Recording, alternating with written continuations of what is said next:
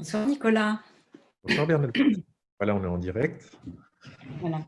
Bonsoir Ah, tout le monde, bienvenue. Donc, merci de nous rejoindre pour cette conférence. Alors en fait, cette conférence, elle a une petite histoire parce que initialement, nous voilà, devions faire une on est en conférence. direct. Voilà. Il y a un petit Bonsoir tout le problème. monde, bienvenue. Donc, Voilà. c'est bon, tu as réglé le petit problème? Bon. D'accord. Oui, donc nous devions faire cette conférence au mois d'avril à Paris. Et puis, avril, vous savez ce qui s'est passé, on a tous été enfermés chez nous, donc il n'y a pas eu de conférence.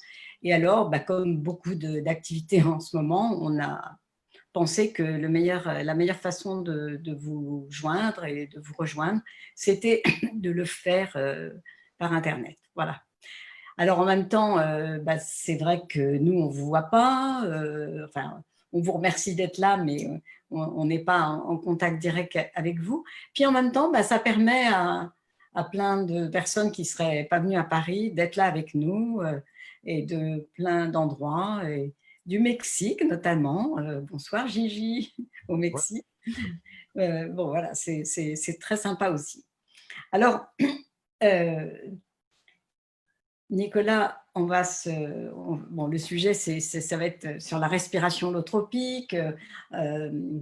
Qu'est-ce que ça permet, de quoi il s'agit, comment on peut se former à ça, etc. Bon, cette conférence et cette formation se déroule dans le cadre du CESUM, qui est l'école du transpersonnel, où on forme des psychopraticiens, des praticiens de la psychothérapie transpersonnelle, et où on forme aussi des praticiens à la respiration holotropique.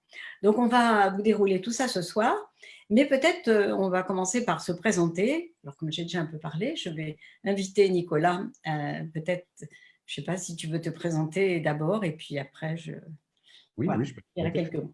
Donc, je suis Nicolas Dumont, je suis psychologue clinicien, je suis psychopraticien, psychothérapeute transpersonnel. Peut-être me présenter par l'angle de la respiration holotropique, parce que c'est le thème en fait de ce soir.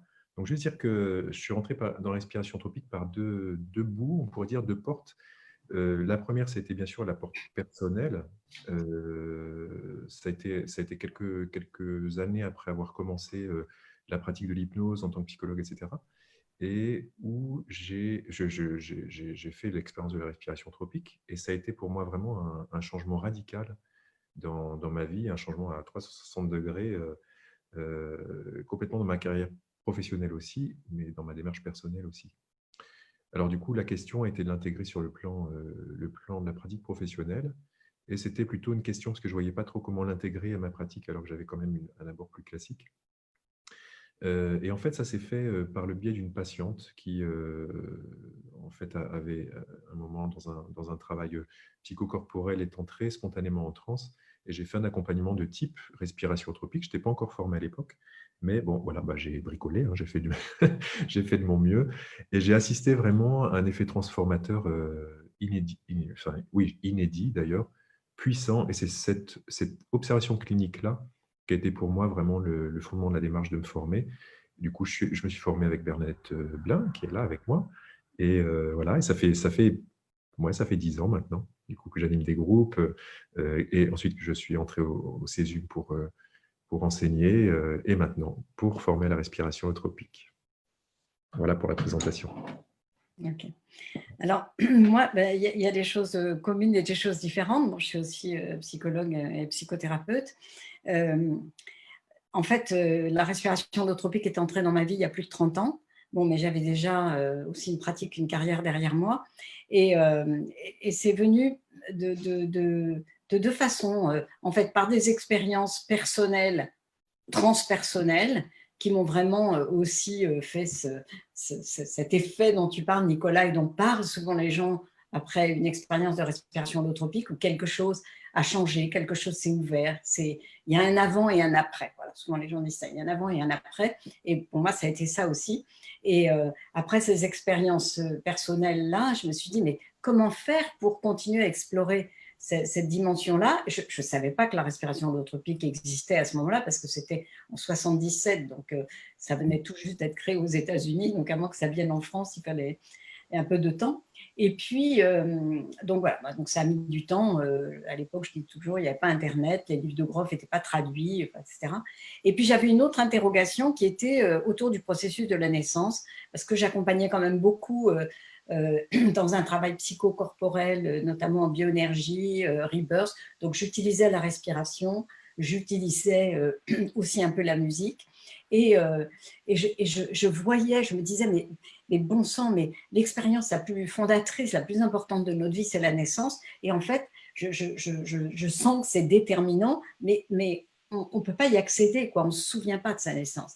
Et je commençais aussi à voir, dans le travail que je faisais, qui était le mien, enfin quelque chose que j'avais élaboré, des manières d'aller à cet endroit-là.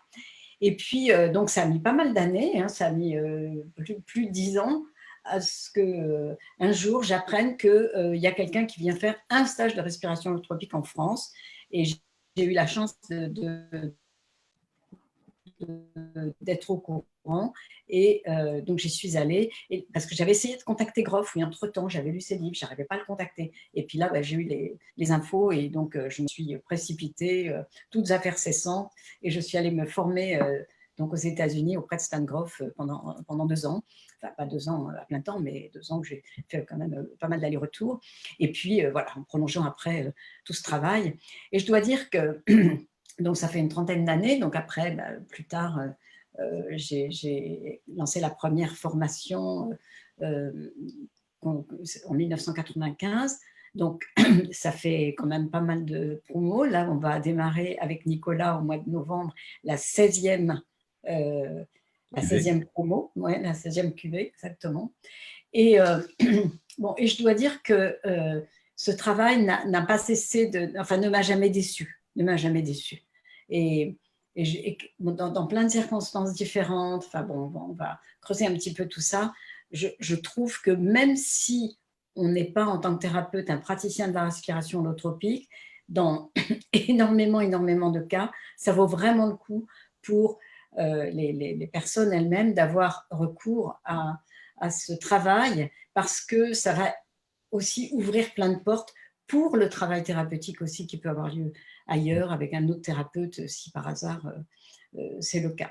Donc c'est comme si la respiration nous ouvrait une porte vers des espaces intérieurs qu'il est vraiment difficile d'ouvrir autrement. Enfin, on pourrait avec d'autres approches bien évidemment, mais c'est quand même une des approches qui est la plus facile à mettre en place. Voilà, donc je me situe vraiment, et je nous situe, enfin, du coup, nous, tous les formateurs du Césum et tous les formés qui nous ont rejoints dans le passé ou qui vont nous rejoindre, dans la lignée de Stan Grof. Alors, je voudrais peut-être parler un petit peu de Stan Grof, mais peut-être on va d'abord voir la vidéo. Hein, la vidéo, voilà. oui. Alors, vous allez, voilà, on va vous montrer une vidéo un peu introductive sur Stan et puis un petit peu le travail holotropique. Il va en parler un petit peu et puis après, je vous en dirai plus sur lui.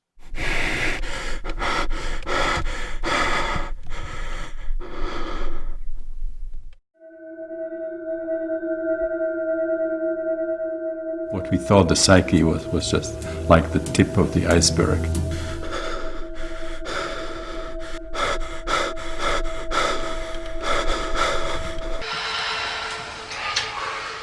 Pioneering consciousness researcher Stanislav Grof has spent more than 4 decades researching the science of the ancient shaman.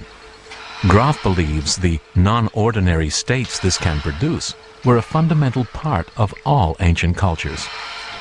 Well, I think one of the most interesting, most exciting observations from the work with holotropic states, with the whole spectrum, is the discovery of what we now refer to as the inner healer.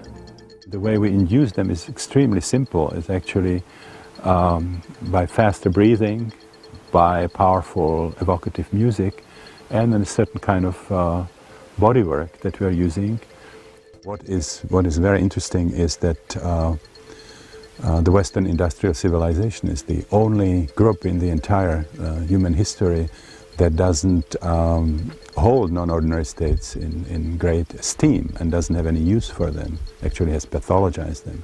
Every other culture has spent a lot of time and a lot of energy trying to develop ways of inducing non-ordinary states.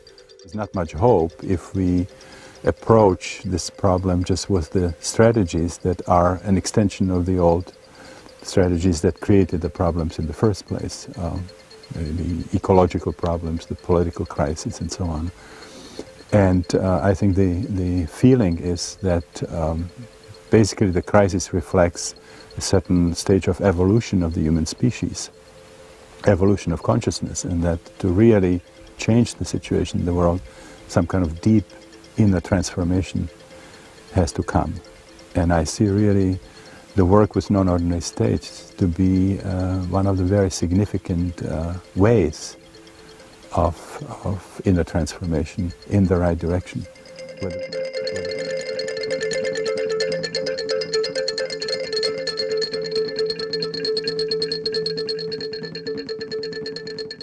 Pour la vidéo de Groff. Ça y est, tu es de retour. Oui. Voilà, donc bon, vous avez vu des images de Groff qui datent il y a quand même pas mal de temps, hein, il y a une trentaine d'années. Je pense que c'est à peu près l'époque où je l'ai connu, enfin en tout cas pour certaines des images, d'autres étaient encore un peu plus anciennes. Donc quelques mots sur lui, de son histoire brièvement, et puis et ensuite quelques mots sur aujourd'hui, là où il en est. Donc Groff est d'origine tchèque, il est psychiatre, et il s'est trouvé par hasard, on va dire, impliqué quand il était jeune psychiatre à l'hôpital Saint-Charles de Prague, hôpital psychiatrique.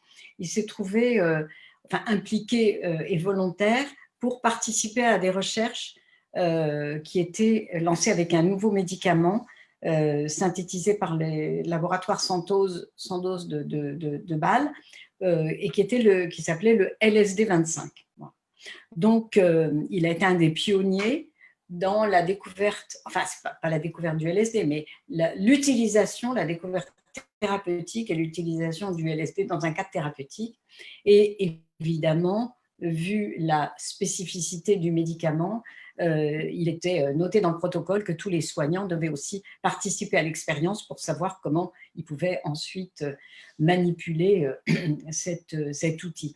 Et là, pour lui, un petit peu comme on le disait tout à l'heure, Nicolas et moi, dans cette expérience qui a changé tant de choses, pour lui aussi, cette expérience première a été d'une extrême puissance, une ouverture de conscience qui a fait exploser tout son monde d'avant pour rencontrer des réalités intérieures et transpersonnelles et au-delà qui n'étaient absolument pas présentes dans sa conception. Il faut se rappeler qu'en plus, dans les années 50, à Prague, régime communiste, déjà, il était impliqué dans la psychanalyse, et déjà, la psychanalyse, c'était quelque chose qui se pratiquait de façon très souterraine, parce que ce n'était absolument pas soutenu, ni reconnu, ni validé, enfin, etc. Donc, ce n'était pas assez compliqué.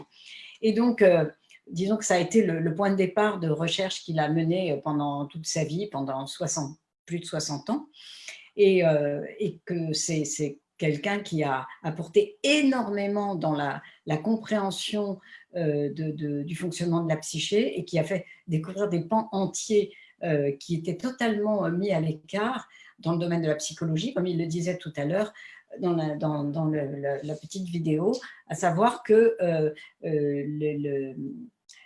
les états de conscience non ordinaires et ceux qu'ils pouvaient révéler étaient à l'époque considérés comme des pathologies, et on avait plutôt tendance à les éradiquer, à les soigner, à les étouffer, et certainement pas à les encourager. Et dans tout son travail, il s'est rendu compte qu'en fait, ces états-là étaient à l'inverse porteurs d'un potentiel de guérison, de développement et d'évolution. Bon. Donc, il a commencé ses recherches en travaillant avec le LSD à Prague, et après, on l'a invité aux États-Unis, puis il a fini par émigrer aux États-Unis. Et en fait, quelques années après, enfin, il a commencé des recherches et des recherches et des pratiques.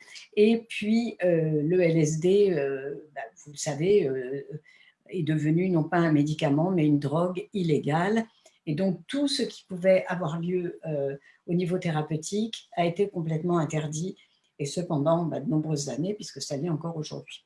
Alors, juste pour terminer sur ce chapitre-là des approches psychédéliques, il faut juste savoir que depuis quelques années, aux États-Unis, les choses repartent. Hein, on commence à considérer que tout ça, ce n'est pas le diable, et que peut-être il y a là-dedans, alors je ne parle pas des drogues dangereuses comme l'héroïne, le crack ou des choses comme ça, mais bon, des substances qu'on appelle des antéogènes ou des substances psychoactives qui vont en fait nous révéler plutôt à nous-mêmes, hein, qui vont nous dévoiler d'autres espaces de nous-mêmes et nous aider à régler des problèmes et à prendre conscience aussi de notre démarche de vie, quoi, quelque part. Et donc, quand voilà, donc enfin, c'est très intéressant d'étudier ça, mais c'est pas l'objet de ce soir. Vas-y. Justement, ça peut être l'occasion de dire… Parle plus fort, Nicolas. Temps, là, on m'entend bien, là. Dans quelques temps, on va sortir incessamment un nouveau livre d'Olivier Chambon sur la question des psychédéliques. On ne t'entend pas très bien. On t'entend pas très bien. Enfin, je ne t'entends pas très bien, mais j'imagine que c'est pareil pour les autres.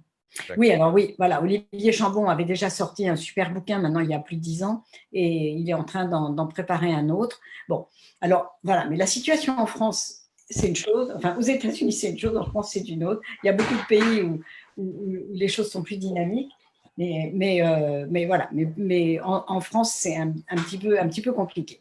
Bon, enfin, en tout cas, voilà ce qui s'est passé, c'est que quand Grof n'a pas pu continuer à travailler avec le LSD, c'est à ce moment-là qu'il a commencé, avec sa femme de l'époque, Christina, à faire des recherches et à élaborer ce qui est devenu la respiration holotropique. Voilà. Et donc, il a pratiqué pendant très nombreuses années, il a disséminé ça dans le monde entier, fait beaucoup de formations, de conférences, il a reçu des prix internationaux et des prix honorifiques dans plusieurs universités, le prix Václav Havel, qui est une distinction qui est remise chaque année à des chercheurs qui ont fait en fait avancer la connaissance sur la conscience, bon, etc. Et aujourd'hui, Stan aura 89 ans, bientôt, d'ici un mois à peu près. Donc, c'est un jeune vieux monsieur, bon, mais voilà, qui a eu une vie extrêmement riche et remplie, mais qui arrive à un moment de sa vie où d'abord il s'est remarié avec une personne qui est très impliquée dans le travail holotropique aussi depuis de très nombreuses années, Brigitte Grof, H-O-R, qui est en Allemagne. Donc, maintenant, ils vivent à mi-temps aux États-Unis, en Allemagne, mais là, avec tout ce qui s'est passé, ils vivent essentiellement en Allemagne. Et c'est un moment particulier, voilà pour ça que je veux en parler, parce que pour lui, c'est vraiment le moment de la transmission. Hein. Il sait très bien qu'il est à la fin de sa vie et il veut organiser, disons, son legs, ce qu'il donne au monde. Et bon, il y a eu tout un processus qui a abouti à créer un projet de formation qui s'appelle le Grof Legacy Training. Et il y a un site internet que vous pouvez aller voir qui est en anglais, qui s'appelle Grof Legacy Training. Voilà. Et il a associé à ce projet des thérapeutes formateurs en respiration holotropique de différents pays du monde, en qui il avait confiance et à qui il a, disons, confié ce soin de transmettre son héritage, les formations, dans l'esprit qui est le sien, avec la même éthique, la même vision, voilà. Et bon, on a la chance. Et la même ouverture. Et la même ouverture, puisqu'il donne le champ aussi très ouvert à ceux qui transmettent. Hein. Exactement, voilà, c'est ça. Ces formations qui vont être organisées dans différents pays n'ont pas à être calibrées sur la même manière, mais répondre à une sorte de charte dans laquelle on s'est engagé. Donc, on a la chance que la France soit impliquée là-dedans, puisqu'il m'a demandé de faire partie de ce projet, et que bon, d'abord, c'est un grand honneur, et c'est une reconnaissance, et pour nous, c'est aussi une responsabilité, parce que ça veut dire porter ce travail et honorer ce que Stan nous a transmis, voilà, au plus haut niveau de responsabilité ou d'intégrité que possible. Donc, c'est dans ce projet qu'on s'inscrit maintenant. Donc, du coup, la formation du Césum est accréditée par Stan et Brigitte Groff, et grâce à ce parrainage, à cet accompagnement, les personnes formées par le Césum auront la possibilité de recevoir une certification du Groff Legacy Training. Donc, pour nous, c'est un moment important, parce que c'est quelque chose qui vient d'être lancé là au mois de mai. Oui, c'est ça, au mois de mai. Puis, ça a été reculé un peu, je ne sais plus, avril-mai, début mai, je crois. Donc, c'est tout neuf, tout chaud.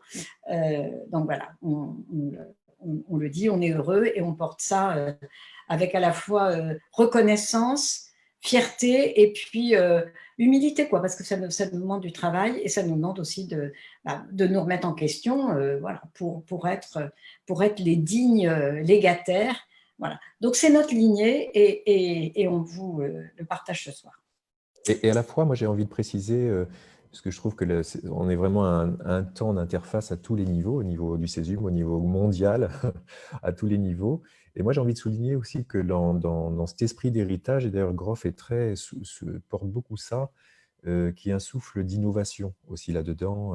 Notamment, il porte vraiment que chacun, dans chaque école, garde la couleur de sa culture, garde la couleur de ses spécificités.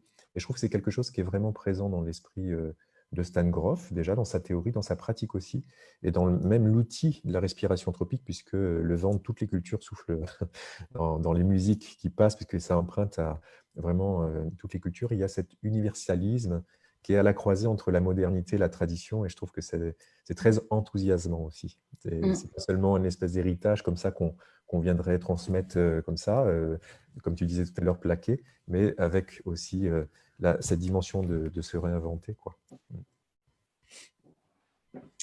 Voilà, donc ça, c'était pour cette petite introduction concernant Stan Groff. Alors, j'en profite aussi pour dire que dans la même chose, le même esprit, on a aussi la chance qu'il ait accepté de venir en France, et donc on a organisé début décembre un séminaire avec lui qui sera à la fois théorique et expérientiel. Voilà, donc ça, vous avez les renseignements sur le site du Césum. Alors maintenant, on va peut-être rentrer dans la présentation de la respiration holotropique. Je te passe la parole, Nicolas. Oui, alors peut-être avant d'entrer dans la pratique elle-même, dans une présentation un peu concrète, parce qu'on va en parler quand même concrètement, moi j'ai juste envie de positionner quand même que c'est pourquoi cet outil, cette démarche, elle me semble importante, ou elle nous semble importante. Je crois que vraiment la respiration tropique, en tout cas la manière dont je la vis, c'est vraiment un espace qui est situé au carrefour entre la tradition occidentale, de la pensée occidentale, la pensée du soin aussi à l'occidental, tout le courant psychothérapeutique.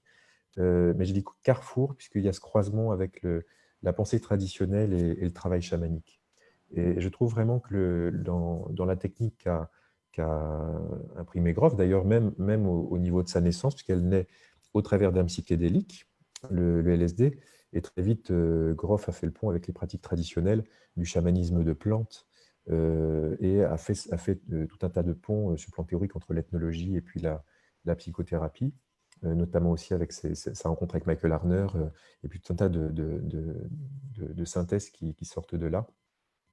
Et cet aspect-là, moi, me semble vraiment important, surtout à une période où l'Occident moderne est dans un moment charnière de perte de sens et en même temps de recherche de sens dans les traditions, dans un mouvement vers les peuples racines, les cultures traditionnelles, quitte parfois à s'y perdre et à faire des migrations culturelles qui parfois sont difficiles parce que quand on est, je ne sais pas moi, Marseillais ou Lyonnais ou Auvergnat et qu'on se retrouve au fin fond de l'Amazonie à consommer des plantes psychotropes, etc., dans un contexte tout à fait étranger, une culture étrangère. Ça peut être très percutant à plein de niveaux.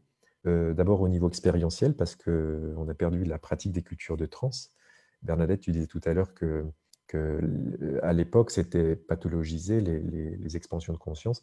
Et aujourd'hui encore, la dimension des expansions de conscience ne sont pas du tout encouragées par l'approche académique qui va plutôt viser à réduire les expériences spontanées d'expansion de conscience. Et du coup, tous les praticiens de la transe, on porte cette dimension de l'aspect thérapeutique qui est d'ailleurs redécouvert là, avec les travaux impulsés, je pourrais dire, par Corinne Sombrin, autour de l'approche neuroscientifique de la transe, de cette forme de transe-là, disons, est en train de se réimpulser. Voilà. Et aussi en France, beaucoup en Espagne, autour des travaux universitaires sur l'impact thérapeutique de la respiration holotropique. Et voilà, moi, ce que j'ai envie de poser, c'est que cet outil, cette technique, ce travail, cette pratique se situe à ce point d'articulation entre modernité, aujourd'hui, 2020, Occident moderne, avec toute la pensée des neurosciences, la physique quantique, etc., et en même temps, cette dimension du respect de la tradition, et de ce que nous enseigne la pratique de la transe. Voilà, donc Grof avait déjà importé autant des techniques que des concepts en fait, issus d'autres champs que de la psychologie traditionnelle, comme les dimensions énergétiques, avec la Kundalini, avec les dimensions spirituelles, enfin voilà, tout un tas de champs qui rentrent en fait dans l'enseignement et la pratique de cette technique-là. Voilà, donc elle est vraiment située dans un espace transpersonnel. Voilà ce que je peux dire de manière un peu générale, comme ça, sur la respiration holotropique. Peut-être je te passe la main sur la pratique. Oui. Non, je voulais ajouter quand même, je voulais ajouter deux petites choses. D'une part, enfin ça, c'est pas uniquement sur la respiration holotropique, mais c'est plus sur les états modifiés de conscience. Enfin, pour moi, ce qui a été vraiment aussi une découverte, parce que à l'époque, enfin, il y a toute cette époque-là, je n'étais pas vraiment branchée, initiée, informée, puis il n'y avait quand même pas beaucoup de publications non plus sur tout ça.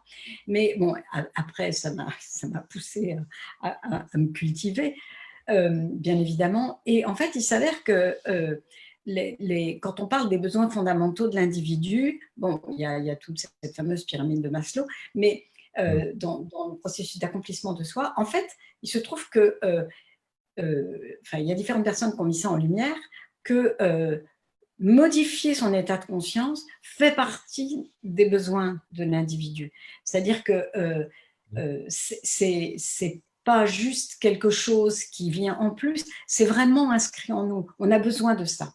Et je me souviens de Jacques Maby qui avait dit dans une conférence que même les oiseaux aussi vivent des expériences de modification de conscience. Donc ça semblerait pas être seulement quelque chose qui se rapporte à l'être humain. Voilà. Bon, ça c'est une chose.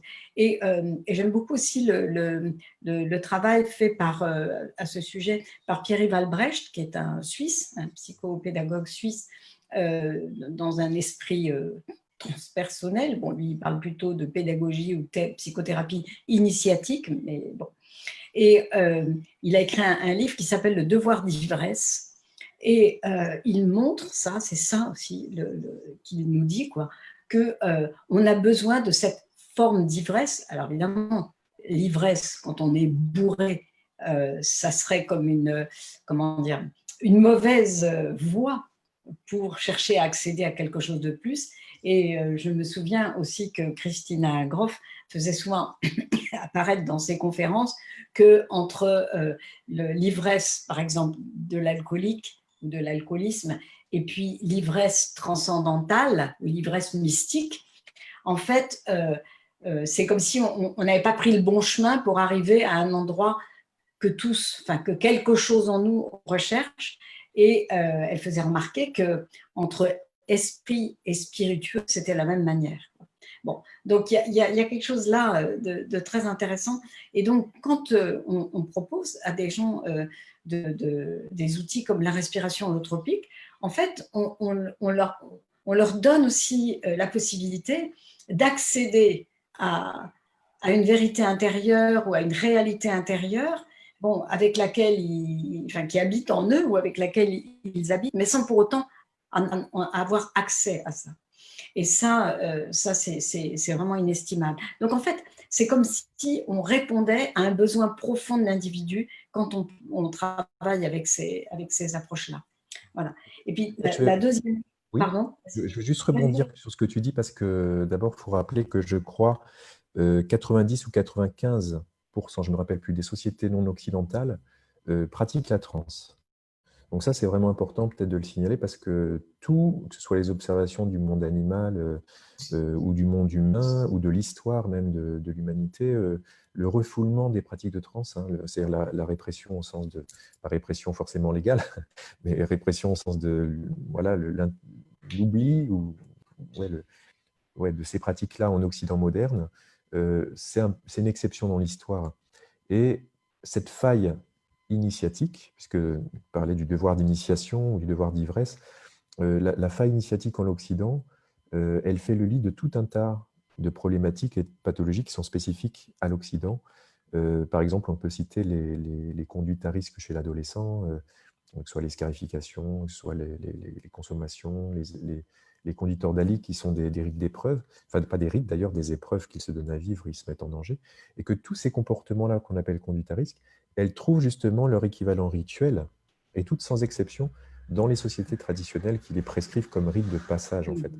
Et du coup, le retour de la dimension de l'initiation dans l'espace psychothérapeutique, même au-delà du thérapeutique, simplement de la vie, d'une vie qui se déroule, réinstaller des espaces initiatiques, c'est quelque chose qui est fondamental et qui est présent, oui, évidemment, dans la respiration eutropique. Voilà, je te rends la parole, Bernadette. Et là-dessus, d'ailleurs, c'est clair que Groff l'a aussi pas mal étudié, quoique la psychologie, la science psychologique telle qu'on la connaît, c'est une création occidentale. Bon.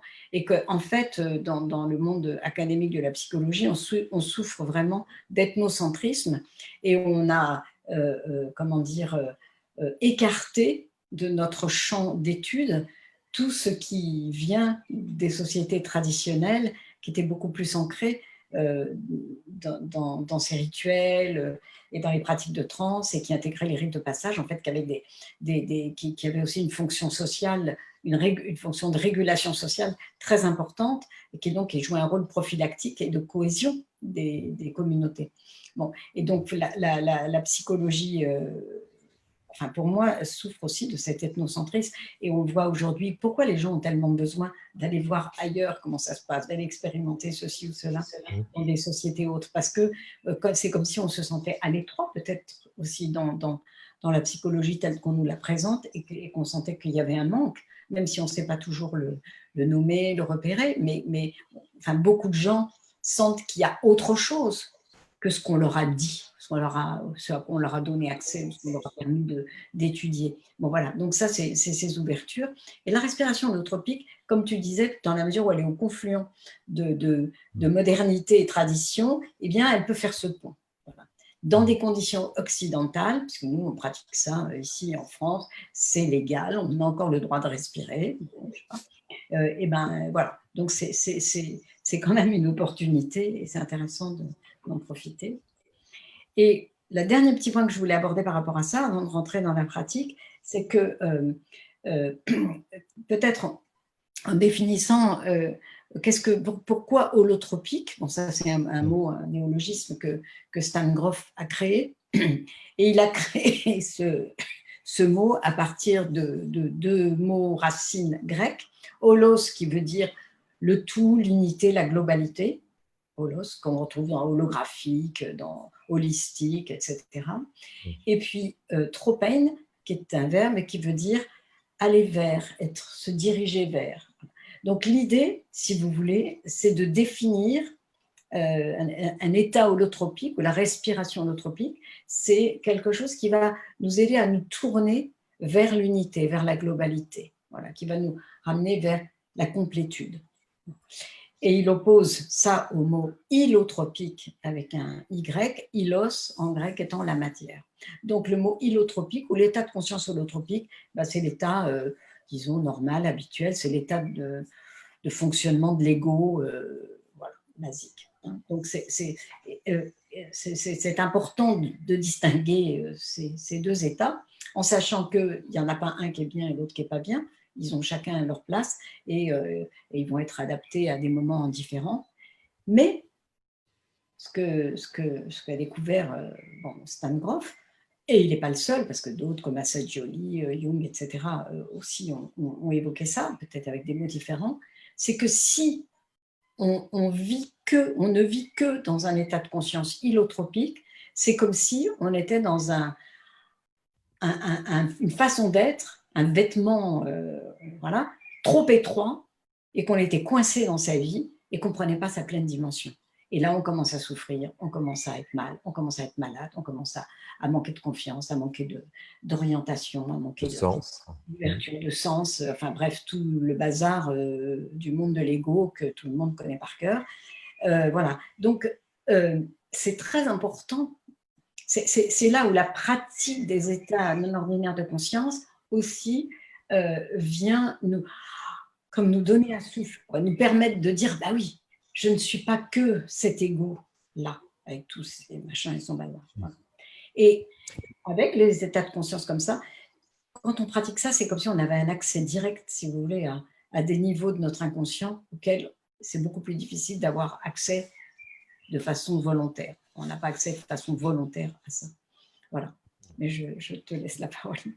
Oui, non, mais c'est important. Moi, je rebondis sur ce que tu dis et ça me donne envie juste de préciser que quand on parle d'expansion de conscience ou de recontact avec la dimension plus vaste de soi, ou plus profonde de soi, ce n'est pas l'exclusion de l'ego. Hein, on n'est pas en train de dire c'est ça, c'est les deux en fait. C'est à la fois moi en tant que personnalité dans mon histoire, dans qui je suis, dans ma couleur, dans ma personnalité, et à la fois dans cette dimension plus vaste et plus profonde, comme on veut, qui me constitue.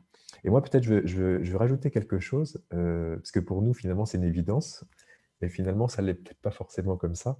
Moi, me former à la respiration anthropique, c'était réintroduire aussi la dimension, je dirais, de l'amour, de la tendresse, de l'ouverture du cœur, d'une espèce de, je pourrais dire, spontanéité du lien humain qui revient dans le travail thérapeutique et qui mérite et qui mériterait vraiment toute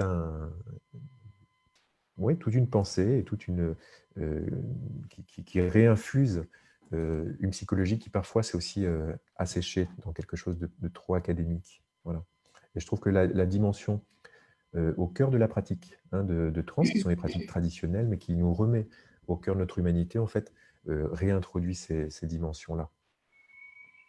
Et c'est clair que pour les thérapeutes qui vont pratiquer la respiration holotropique, les modes d'intervention, enfin la façon de travailler va vraiment changer quelque chose, quoi, parce que là, on n'est pas dans la distance, on est au contraire dans le contact, on est dans du sensible, on est dans du corporel, on est dans du lien véritablement, et c'est un espace qui peut être extrêmement réparateur pour toutes les personnes qui ont souffert d'un manque de lien dans leur prime enfance.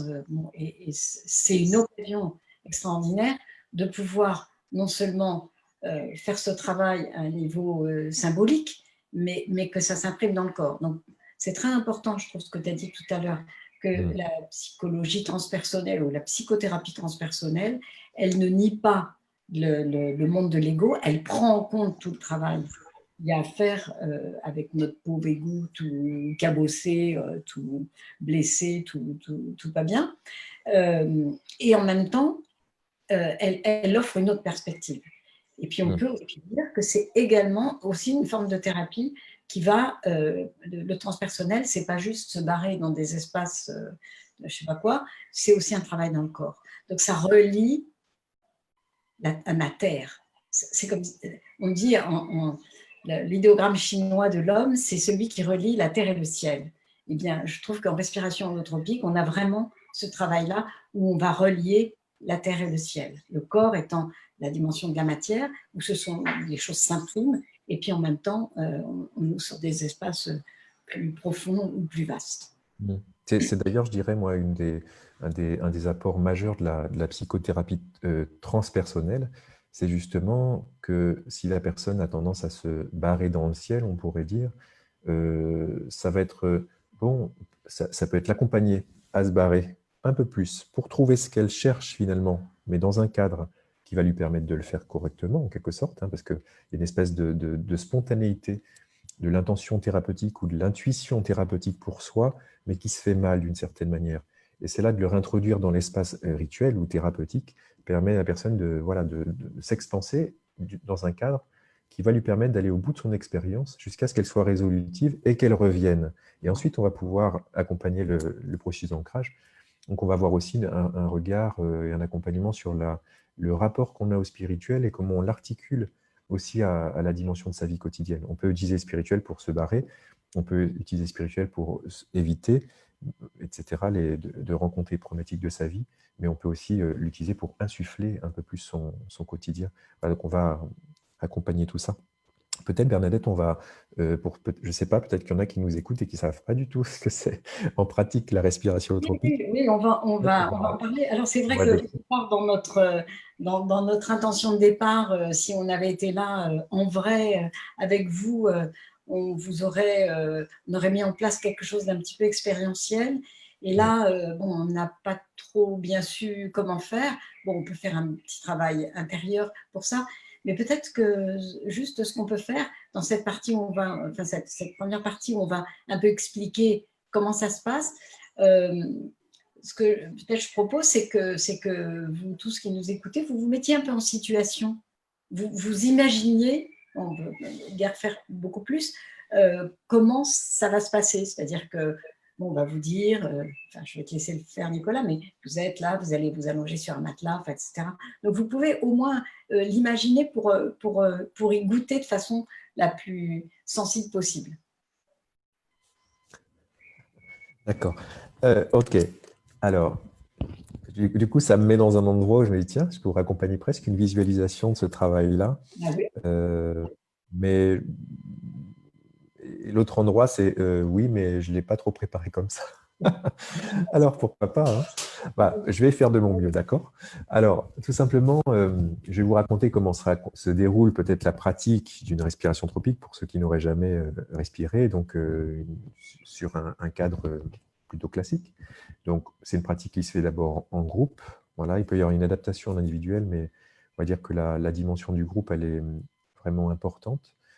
Parce que le groupe potentialise, parce qu'on on n'est pas tout seul, alors on respire tous ensemble, il y a un effet de dynamique de portage et de soutien hein, par le groupe. Donc on arrive, on va commencer par faire un temps de parole pour se présenter, pour dire comment on sent en arrivant dans le groupe, quelle est peut-être la thématique de ma vie en ce moment, avec quoi j'arrive.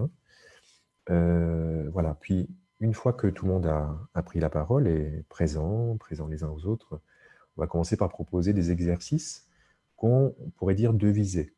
La première, c'est de constituer une bonne ambiance groupale, fait de lâcher prise, de partage, d'ouverture, chaleureux, voilà.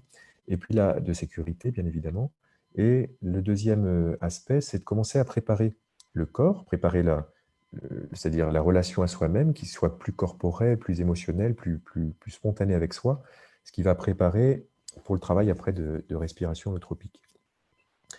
Une fois que ces deux dimensions sont en place, hein, qu'il y a une bonne dynamique de groupe, évidemment, on a posé les règles, je ne l'ai pas dit, mais évidemment, il y a les règles de confidentialité, de non-passage à l'acte, agressif ou sexuel qui sont posées, des règles spécifiques à la respiration holotropique, voilà, il y a différentes de bienveillance les uns envers les autres, etc. Une fois que tout ça est bien positionné, on va inviter chacun à choisir un binôme. Ça veut dire que dans le groupe, peut-être il y a une personne avec laquelle je me sens un peu plus en confiance pour faire le travail. Et à partir de là, les binômes se constituent.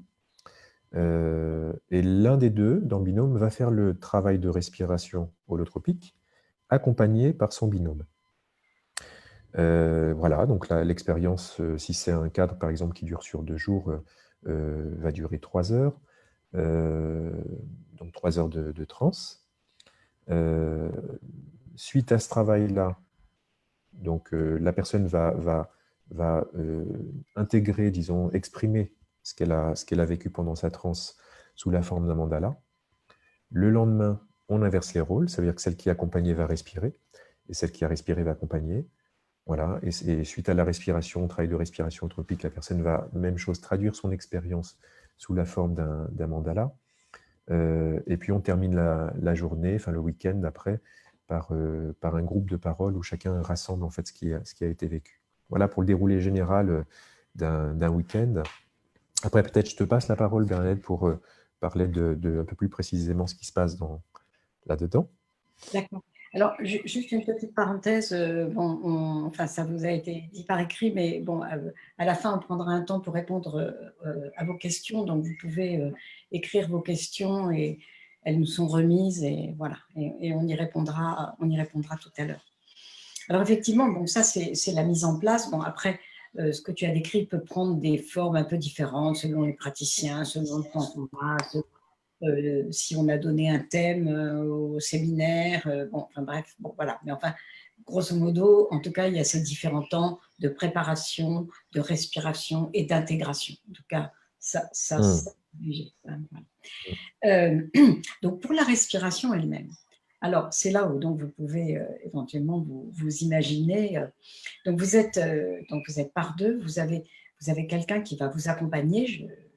Je me mets dans la peau je vous mets dans la peau du respirant. Donc, vous êtes allongé sur un matelas. Bon, c'est très important, effectivement, d'avoir cette personne à côté de vous. C'est comme un veilleur, un peu comme un ange gardien. Et c'est quelqu'un qui va assurer la sécurité de l'espace et qui va faire le pont entre votre monde holotropique, hein, que vous allez investir, et puis la réalité ordinaire, le monde holotropique qui continue à exister avec voilà, les différents éléments de cette réalité, savoir qu'il y a d'autres personnes dans la pièce, que si je me mets à bouger, je ne dois pas aller envahir le matelas du voisin, ou je ne dois pas être envahi par le voisin du matelas d'à côté, que je peux avoir besoin d'aller aux toilettes, que je peux avoir froid, que je peux avoir chaud. Voilà. Donc, je peux avoir des besoins et mon accompagnant va être à l'écoute de ces besoins et peut-être parfois, comme vous l'avez vu tout à l'heure dans la vidéo, donner aussi du contact.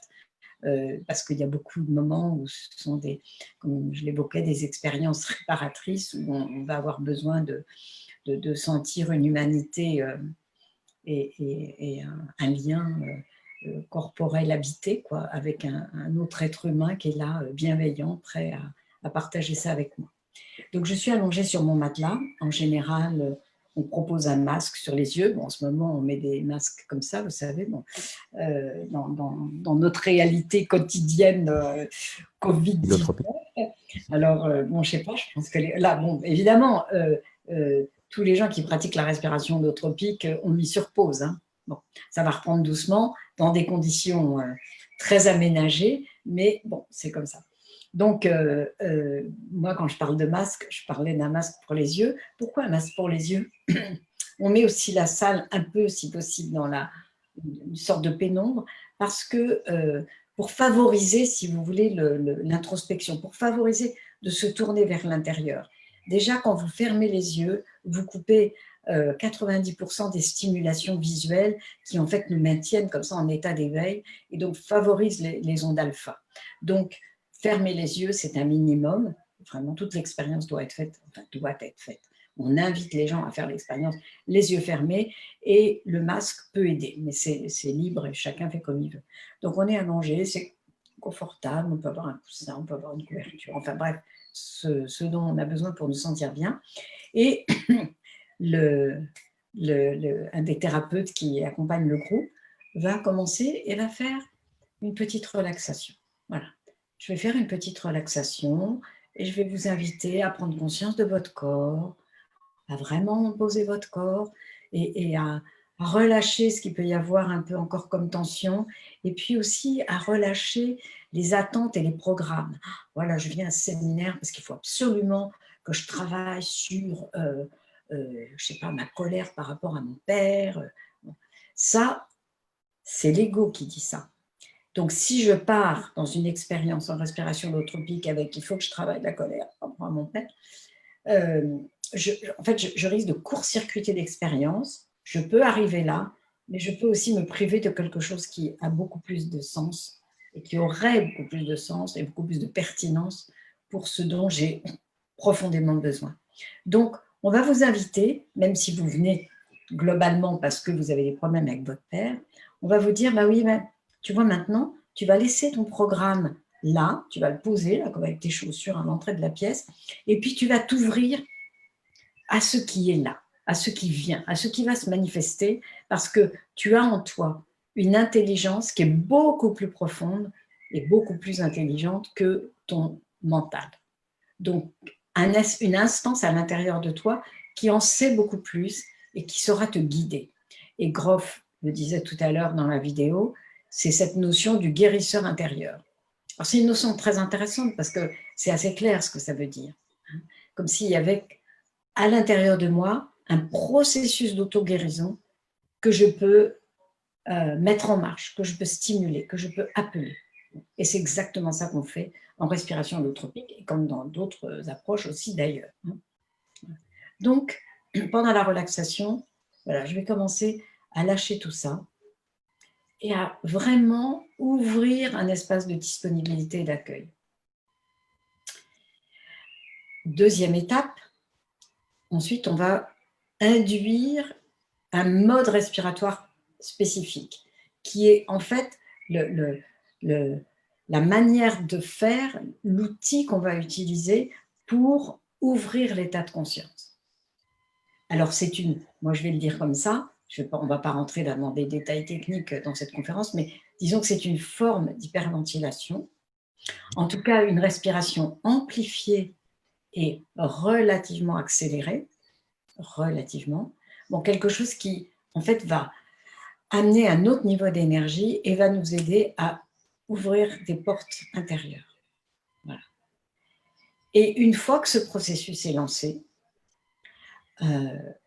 on va commencer notre programme de musique. Donc ce programme de musique, il est établi de façon spécifique selon le temps qu'on a, 2 heures, 3 heures, enfin bon, voilà.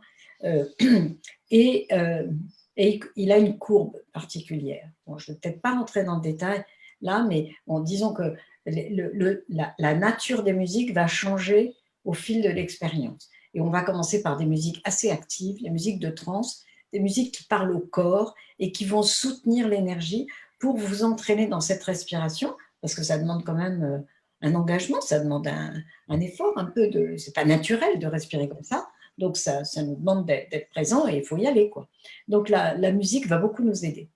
Et moi, je décris, enfin, une des manières dont on pourrait décrire la respiration holotropique, ça pourrait être considéré comme une forme de musicothérapie. Pourquoi je dis ça? Parce que la musique, en fait, est très importante. Et ce qu'il faut bien comprendre, c'est que la musique et la respiration combinées, ça fait une sorte d'alchimie où vraiment la somme des deux est plus que... Enfin, le tout est plus que l'addition des deux. Des parties. Voilà, c'est quelque chose qui vraiment voilà, soutient et permet. Bon, et puis après, les choses vont se passer différemment pour chacun, parce que chaque expérience est unique. Et au cours du processus, vous n'allez pas nécessairement respirer de cette même façon pendant 2 heures ou 3 heures. La respiration, elle est là au début pour lancer, pour ouvrir le processus. Une fois que vous êtes dans un état de conscience où quelque chose se présente à vous, en termes de sensations, d'émotions, de prise de conscience, d'images, de revécu, enfin, etc., c'est ça que vous allez suivre. Vous n'allez pas laisser ça de côté pour continuer à respirer de la même façon. La respiration, elle est là pour induire cet accès. Voilà. Et, bon, et après ça, eh bien, selon les cas, où vous allez vivre votre expérience, enfin tout seul avec votre accompagnant, mais sans qu'il y ait besoin véritablement d'intervention extérieure, parce que c'est un processus très intérieur et qui a sa propre intelligence, ou il va se passer des choses dans votre corps, où vous allez sentir des blocages, où vous allez sentir des douleurs, où vous allez être en train d'éprouver quelque chose et votre corps va se mettre en mouvement. Et dans ce cas, on va intervenir, on va venir intervenir et faire ce qu'on appelle le travail corporel, qui est un travail corporel spécifique aussi, adapté à la respiration. Alors peut-être que tu as envie de prendre le relais un peu, Nicolas, si tu veux. Oui, oui, peut-être dire que sur ce que ça va mobiliser, parce qu'on parle de processus autothérapeutiques, en fait, hein, ça stimule, j'allais dire Freud, Groff dit, stimule le guérisseur intérieur. Bon, il faut envisager que ce guérisseur, il y a un grand G, hein, puisqu'il intervient sur tous les niveaux, puisqu'il peut y avoir vraiment l'activation. D'abord, elle est physiologique, hein, donc il y a aussi des processus de guérison parfois qui sont d'ordre physiologique. Énergétique, évidemment, puisque on respire pas que de l'air, on respire du prana aussi, donc ça fait monter beaucoup l'énergie dans le corps. Et l'énergie, elle est comme l'eau, elle veut circuler. Et en circulant, elle va faire lever, comme des écumes, un peu tous les barrages qui sont inscrits dans le corps et les corps énergétiques pour se remettre dans une circulation saine, pleine, entière, en fait. Hein. Voilà. Et ensuite, donc, il va y avoir aussi les cristallisations, on pourrait dire émotionnelles, qui vont émerger. Elles sont toujours psychocorporelles, hein. C'est jamais soit l'émotion, soit le corps, enfin, tout est une unité. Alors, le cartographier comme ça, c'est comme s'il y avait des différences, mais parfois c'est différencié, puis parfois c'est vraiment en unité. Du coup, c'est quelque chose qui va commencer à sentir dans le corps, par exemple une tension, je ne sais pas, au niveau du plexus, puis à partir de cette tension, va émerger peut-être le monde émotionnel et un noyau de l'histoire qui n'est pas résolu ou qui veut vraiment s'ouvrir là aujourd'hui. Et dans ces dimensions on va dire plus psychologiques qui vont émerger, il va y avoir tout le territoire de l'histoire biographique, bien sûr. On peut revisiter des traumatismes ou des nœuds ou des manques aussi, hein, de l'histoire. Tout à l'heure, je ne me rappelle plus à quel moment, hein, on parlait justement des carences, hein, qu'il peut y avoir dans la vie, hein, c'est-à-dire qu'il peut y avoir les traumas qu'on a reçus, mais aussi les manques qu'on n'a pas reçus, et qui sont constitutifs aussi de notre personnalité.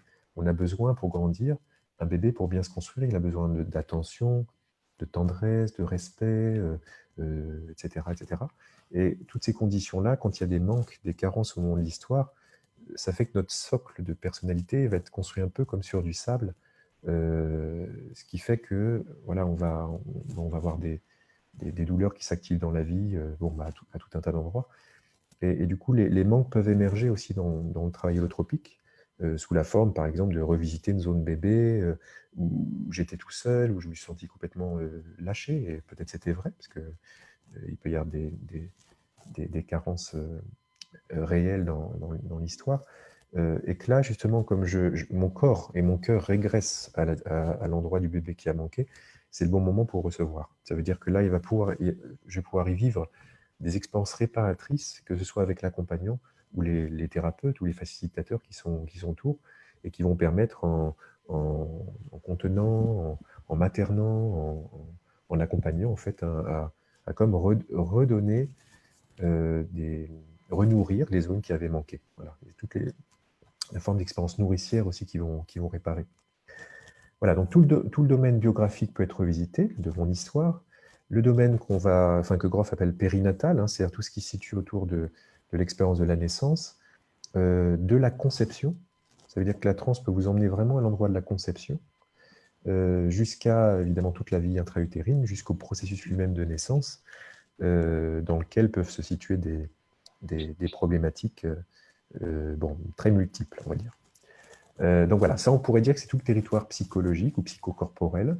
Ensuite, il va y avoir un deuxième domaine qui est tout le domaine des expériences transpersonnelles, qu'elles soient chamaniques, qu'elles soient spirituelles, enfin bon, tout ça, ce sont des mots, en fait, donc de contact, c'est l'expérience de contact ou d'éveil à des dimensions subtiles de la réalité,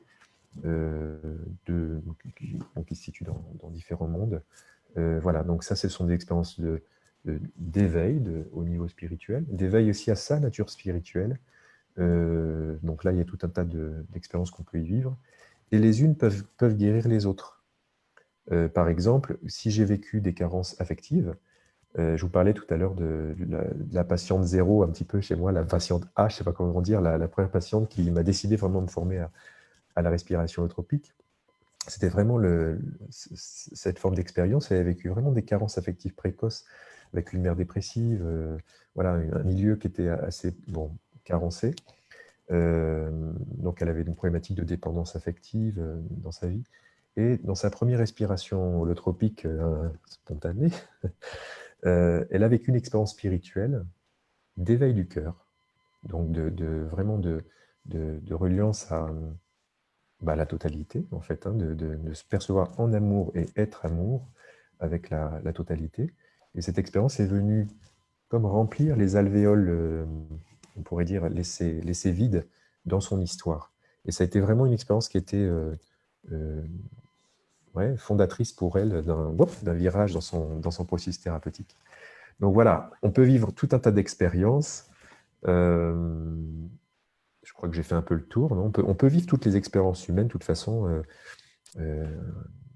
Oui, c'est ça. La réponse à qu'est-ce qu'on peut vivre en respiration holotropique, la réponse, elle est simple. Tout. On peut tout vivre. On peut tout vivre. Des choses les plus improbables et des choses très prosaïques, des choses très énergétiques. Et parfois, c'est important de savoir que parfois on peut vivre des choses et on ne comprend pas très bien ce qu'on est en train de vivre. Bon, et c'est important de laisser faire le processus quand même parce qu'il a sa propre intelligence et qu'il va se décoder après ou se mettre en place. Des fois, ça va vraiment au-delà de la compréhension intellectuelle, etc. Donc, vous savez, il y a je dirais presque un mantra que Groff martelait, ou martèle, je ne sais pas s'il martèle encore, mais vraiment le mantra, c'est il faut faire confiance au processus. Voilà. Il faut faire confiance au processus. Il ne faut pas chercher à vouloir maîtriser ce qui se passe, ou contrôler, non, il faut vraiment s'abandonner au processus. Et parce que c'est comme ça qu'on va être amené absolument là où on doit aller, enfin, dans le sens où on a à aller à ce moment précis et où on est prêt à aller. Alors, pour compléter ce que tu dis, les expériences sensorielles, énergétiques, biographiques, périnatales, transpersonnelles, il y a aussi une autre façon de les catégoriser. Moi, j'aime bien parce que ça couvre aussi le champ, enfin, ça ne contredit pas, mais c'est qu'on peut vivre des expériences que moi j'appelle, enfin ce n'est pas un très joli mot, mais des expériences de nettoyage ou de libération.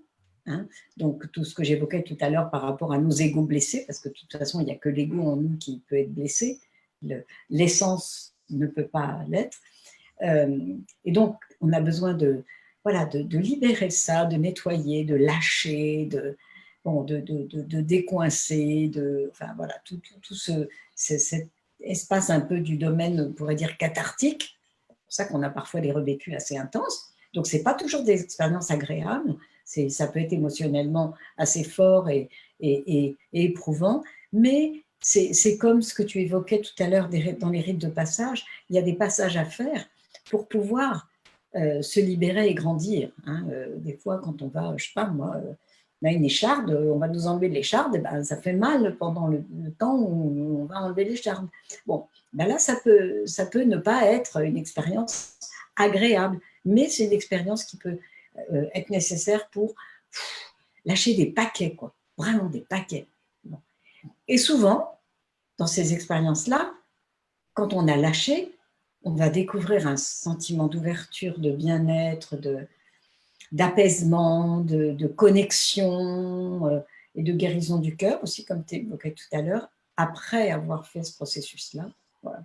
Donc ça, c'est les expériences de nettoyage. Et puis, les autres, tu as prononcé le mot, pour moi, c'est des expériences nourricières où on n'est pas obligé de passer par tout ce que je viens de décrire, mais on va être là, initié à quelque chose d'une ouverture. Et il y a des gens qui peuvent rester totalement immobiles pendant 2 heures, 3 heures, sans bouger un doigt ou un cil et être vraiment dans un état de connexion très profonde avec des espaces que peut-être ils connaissaient, mais que peut-être et souvent au départ ils ne connaissaient pas.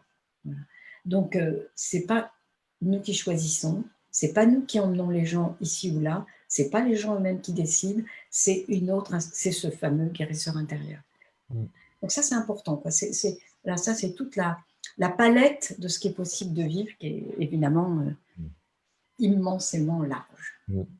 Ça me fait juste rebondir en disant que c'est un espace d'école du lâcher-prise, comme tu disais, parce que c'est vraiment, on y apprend à faire confiance dans le processus, et qu'à chaque fois, à chaque fois qu'on fait confiance, et même plus on fait confiance, plus ça nous répond, plus ça nous enseigne même. Hein. On a parlé des guérisons, des lâchers, mais il y a aussi des enseignements qui viennent, des compréhensions sur tout un tas de choses. Et moi, je dirais que c'est une école du lâcher-prise qu'on emmène avec soi dans la vie après. Hein. Parce que la confiance dans le processus, au bout d'un moment, on comprend que le processus, il n'est pas que en nous. C'est la vie entière, c'est le cosmos entier qui est un processus, qui est en processus. Et du coup, je trouve que ça nourrit cette confiance, pas une confiance naïve et désincarnée, on en parlait tout à l'heure, on peut se désincarner, mais une confiance incarnée dans le quotidien, dans les épreuves du quotidien, dans ma capacité à les traverser, dans le fait que les choses ont du sens, que ce soit sur le plan individuel ou sur le plan collectif, quand on en parlait tout à l'heure dans la vidéo. Mais bon, ça déborde un peu le thème de ce soir, mais juste pour ramener sur notre outil, que c'est vraiment une école d'apprentissage du lâcher-prise et de la confiance. Oui, en fait, dans une approche thérapeutique comme celle-là, bon, c'est vraiment une approche psychospirituelle ou transpersonnelle. C'est-à-dire qu'on peut venir avec des besoins, quels qu'ils soient, mais en fait, ça n'est pas que pour résoudre des problèmes. Ça, c'est une toute petite partie. Bien sûr qu'on peut avoir des problèmes et qu'on a envie de les résoudre et qu'on a envie de dépasser ça. Mais c'est en fait une initiation à la vie, avec un grand V, hein, c'est-à-dire, et au sens, comme tu l'évoquais tout à l'heure. Qu'est-ce que je suis venue faire ici? C'est quoi pour moi la vie? Qu'est-ce que je vais faire de ma vie? Comment? Et je trouve, là, je fais aussi une parenthèse, ce n'est pas le sujet de ce soir, mais que se poser ce genre de questions à notre époque, assez précisément dans ce qu'on vit en ce moment, pas juste là avec la situation du Covid, etc. Mais bon, tous les problèmes qui nous menacent de façon globale, le réchauffement climatique, l'empoisonnement des terres, de la nature, etc., la perte de la biodiversité, enfin, bon, toutes ces choses-là, tous ces dérèglements qui sont quand même hyper importants, ils viennent aussi de ce que nous, les hommes et les femmes, les êtres humains, nous sommes déconnectés de notre dimension intérieure et de la nature. Et des autres. On est comme des petits électrons séparés qui chacun essaye de poursuivre son petit truc, mais ça ne marche pas. Ça ne marche pas du tout, quoi. On est en grave danger. Et je suis frappée parce que je suis quand même très impliquée dans ces mondes transpersonnels en étant la présidente de l'association européenne, Eurotas. Donc j'ai beaucoup de contacts avec beaucoup de gens dans le monde. Et en fait, je me rends compte que tous les gens qui sont dans cette dimension transpersonnelle, ils sont hyper concernés par toutes ces problématiques. Bon, et je pense, on accueille tout le monde hein, qui veut venir en respiration holotropique, et il y a des gens qui, quelles que soient les raisons pour lesquelles les gens viennent, nous, on ne fait pas de casting, sauf s'il y avait des contre-indications médicales, évidemment. Mais sinon, en tout cas, on accueille les gens avec leurs propres attentes. Mais moi, j'ai l'impression que dans la grande majorité des cas, il y a comme une transformation qui fait que finalement, je vais m'ouvrir à une relation au monde qui va être différente, disons, plus impliquée et plus responsable. Peut-être j'ai envie juste de préciser, puis après on va parler de la formation, c'est quoi la formation, etc. Je peux te dire, Nicolas, parce que là, il y a des gens qui ont posé des questions, donc j'ai des questions près de moi. Super. Alors, juste, je vais préciser, comme on a parlé de la dimension spirituelle, je veux juste préciser pour ceux qui ne connaîtraient pas du tout le transpersonnel, etc., que c'est un espace laïque. Hein, c'est-à-dire que ce n'est pas un espace religieux, ce n'est pas un espace sectaire, on vous embrigade vers rien du tout. Simplement, justement, on ouvre un espace très ouvert pour que toutes les pensées puissent se structurer, que chacun trouve son chemin. Simplement en d'abord vivant les expériences qu'il a à vivre, en fait, et ensuite dans l'accompagnement de l'intégration de ces expériences. Comment j'intègre ça dans mon quotidien, quel sens j'y mets, et voilà. Donc nous, c'est un espace laïque, laïque au bon sens du terme, ça veut dire pas qui se veut absolument épuré de toute tradition, au contraire, qui accueille, toutes les formes de pensée. Voilà. Est-ce qu'on passe sur les questions ou on dit un mot de la formation? Non, peut-être on va parler de la formation, mais enfin, je sais pas. Mais parce que quand tu parles d'enseignement, en fait, c'est un enseignement puisqu'on donne une formation, mais ça n'est pas, on ne transmet pas un enseignement spirituel, religieux, théologique ou je ne sais pas quoi.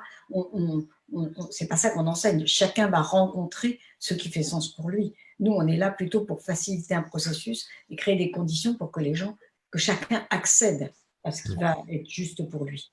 Exactement. Donc, je vais dire ça parce que quand on dit enseignement, c'est pas un enseignement spirituel au sens classique du terme, quoi.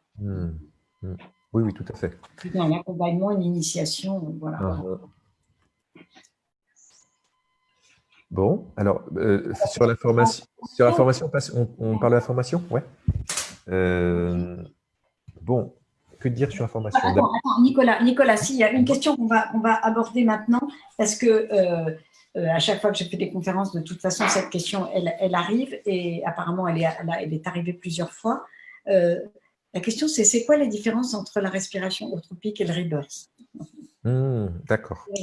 Bon, donc, moi, ce que j'aime bien répondre, c'est assez simple, enfin, on va faire ça assez rapidement, c'est que c'est des méthodes qui sont cousines germaines. Voilà. Il y a autant de différences que de ressemblances. Ce qui va être ressemblant, c'est le fait d'utiliser le souffle comme porte d'accès, comme moyen d'accès à quelque chose. Mais le but de la respiration holotropique ou du reverse n'est pas le même. Alors, en plus, quand je dis ça, évidemment, ce qui est compliqué, c'est que le rebirth, enfin, moi j'ai été formée au rebirth de l'origine, mais le rebirth, maintenant, il y en a des multiples formes, et il y a beaucoup de gens qui, dans le rebirth, ont aussi intégré des éléments de la respiration holotropique.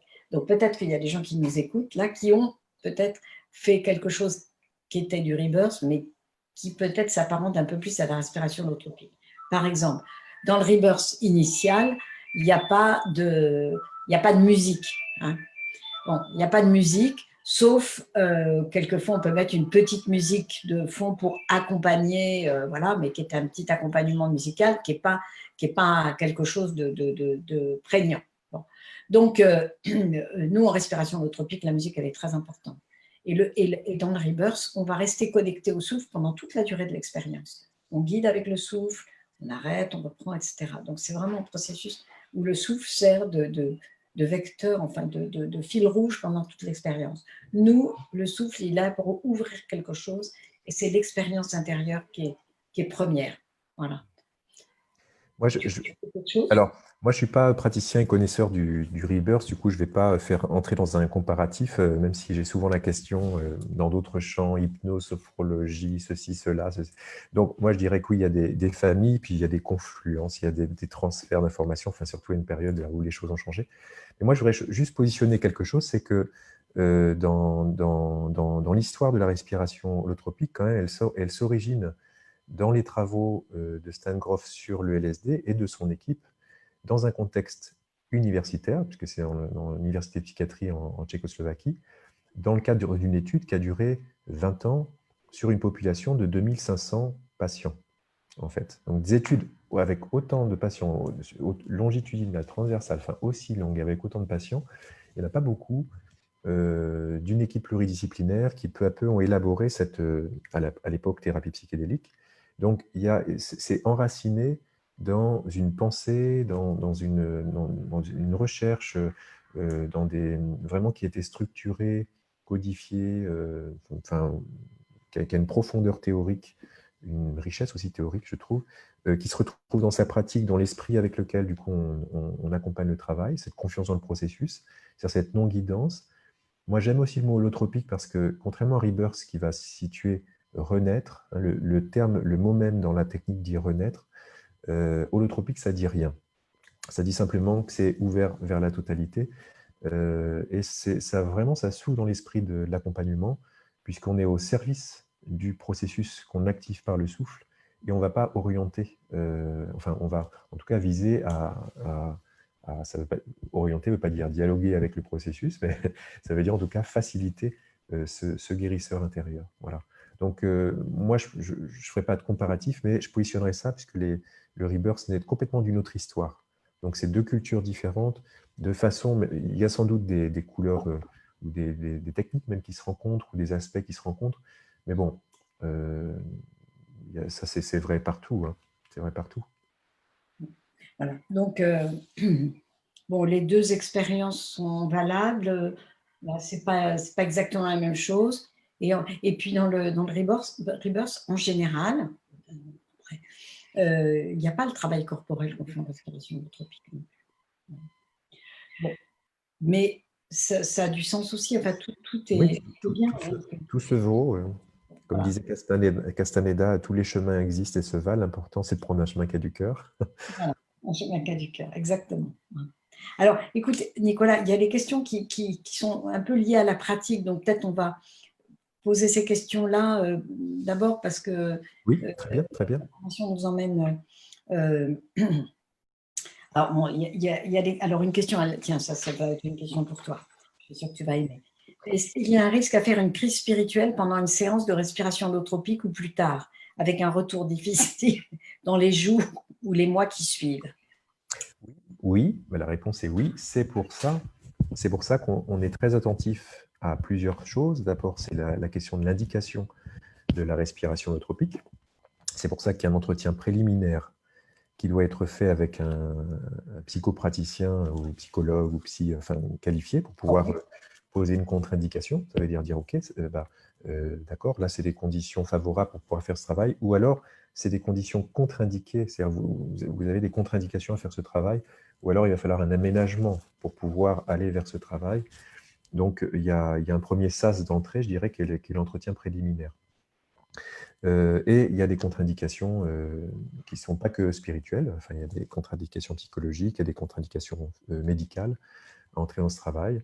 Voilà, donc une fois passé la dimension des contre-indications, donc si on entre dans le travail, après il y a la question de l'intégration. Et là, l'intégration, c'est pareil, il y a plusieurs sas, puisque en tant que thérapeute, on va être présent à la manière dont vous revenez. Déjà, ça veut dire après la transe, vous permettre de bien revenir. Donc ça, c'est un premier temps. Ensuite, dans un deuxième temps, il y a des temps d'intégration verbale dans le groupe de parole, et on vous laisse repartir seulement si on check, on va dire que c'est OK, hein, c'est-à-dire que vous êtes dans de bonnes conditions pour repartir. Et ensuite, on est là en cas de problématique, parce que la personne pose une question importante qui est qu'il peut y avoir quelque chose qui se déclenche après. Et ça, c'est vrai, c'est possible avec toutes les techniques, d'ailleurs pas seulement la respiration holotropique, de vivre des expériences psychospirituelles puissantes après un travail. Voilà, et là, on est, nous, présents, formés aussi à accompagner ça. Donc, du coup, je dirais que c'est pas que l'acmé du processus qu'on va nous regarder et considérer en tant que thérapeute, mais vraiment l'ensemble du dispositif, de sa prescription après l'accompagnement. Moi, je dis le service après-vente, hein, c'est-à-dire l'accompagnement de l'après. On est là, un thérapeute est responsable de ce qu'il suscite, en fait. Hein. C'est ce qui va vous aider à contacter. Et si ce contact hors cadre, hein, dans l'après-coup, on est là aussi pour accompagner. Donc, c'est important aussi de regarder avec qui je fais ce travail. Et ça, c'est toujours important dans les états modifiés de conscience, de considérer pas seulement l'outil, mais qui encadre ça. Ça, c'est fondamental. Et en fait, c'est aussi finalement intéressant de savoir que c'est pas parce que le séminaire se termine ce soir, demain soir à telle heure, que le processus va s'arrêter. C'est comme quelque chose qui s'est ouvert et qui peut aussi continuer à se dérouler, à infuser, à s'exprimer au travers de rêves, de prises de conscience, etc. Bon, voilà. Mais moi, je dirais que, en complément, une fois qu'on a pris ces précautions, finalement, ces risques-là sont excessivement rares. Excessivement rares. Parce que, justement, moi, je trouve aussi que le fait, comme je le disais tout à l'heure, que aussi c'est un travail qui nous connecte à la Terre, à travers du corps, on fait aussi attention à ce que les gens soient bien dans leur corps. Bon. Et honnêtement, il y a très peu de phénomènes comme ça. C'est extrêmement rare. Il n'y en a pas plus avec la respiration holotropique qu'avec n'importe quelle autre méthode thérapeutique. C'est quelque chose que j'ai étudié il y a longtemps et avec d'autres thérapeutes, d'autres écoles, mais finalement pas, parce que c'est comme si, je veux dire, il y a plus de risques finalement pour des gens qui pourraient, entre guillemets, vivre comme ça une ouverture un peu sous forme de crise ou des compensations, quand ils font des processus où en même temps les choses sont tellement cadrées qu'il n'y a pas cette possibilité d'expansion, d'ouverture, d'expression, et qu'à un moment, ça peut, voilà, comme une cocotte minute, quoi, ça va péter. Alors que nous, on donne la possibilité que, entre guillemets, ça pète, si on peut dire ça comme ça, mais accompagné.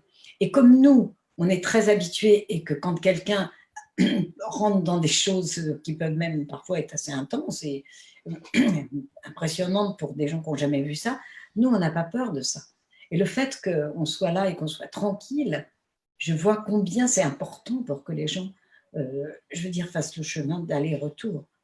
Moi, je ne sais pas combien de milliers de séances j'ai accompagnées depuis toutes ces années. Je n'ai pas compté, mais ça fait des milliers. Je veux dire, je ne sais pas si c'est arrivé 2 fois.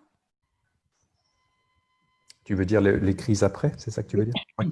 Bah, moi je n'ai pas de chiffres comme ça, ni épidémiologiques de manière générale, ni bon, dans mon expérience, bah, je dirais comme toi, Bernadette, hein, ça peut être une fois. Oui, une fois, effectivement. Mais moi, je dirais que d'abord, c'est lié, enfin, je le relierai en tout cas, à cette précision du cadre dont je parlais, ça veut dire ces différents sas, le fait de la manière dont on accompagne, tout ça, ça joue aussi, hein, si bien qu'il y a peu d'effets secondaires, on pourrait dire, ou rarement. En tout cas, beaucoup moins qu'avec des, comme tu disais, Bernadette, soit si je vis dans un système répressif et que je ne vais pas vivre des moments d'expansion accompagnés, bah, j'ai plus de chances de décompenser voilà, hors cadre. Ou alors, qui vont, par exemple, consommer du cannabis ou consommer ou de l'alcool, peu importe, mais je veux dire hors cadre, parce qu'ils ont besoin d'une cocotte minute. Bon, et là, oui, les risques sont plus importants, toujours de contacter des états élargis de conscience hors cadre. Une autre question pour toi, Nicolas. Y a-t-il un rapport avec l'hypnose?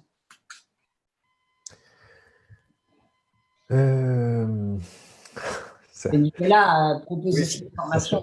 Alors, moi, je dirais que je vais peut-être pas répondre sous cet angle-là parce que moi, je pratique les deux. Je dirais plutôt que moi, en tant que thérapeute, j'aime pratiquer les deux et dans des indications différentes, puisque dans la respiration anthropique, on se confie au guérisseur intérieur, on y va, on peut positionner une intentionnalité, mais on la lâche pour pouvoir laisser place au guérisseur intérieur. L'hypnose, elle est plus focalisée, on peut beaucoup plus focaliser la transe sur quelque chose qu'on veut travailler et on tient le fil, en fait. Voilà. Donc, je dirais ça, et du coup, ça se rencontre très très bien comme pratique. Maintenant, ce sont deux états modifiés de conscience différents, mais ce sont 2 états modifiés de conscience induits.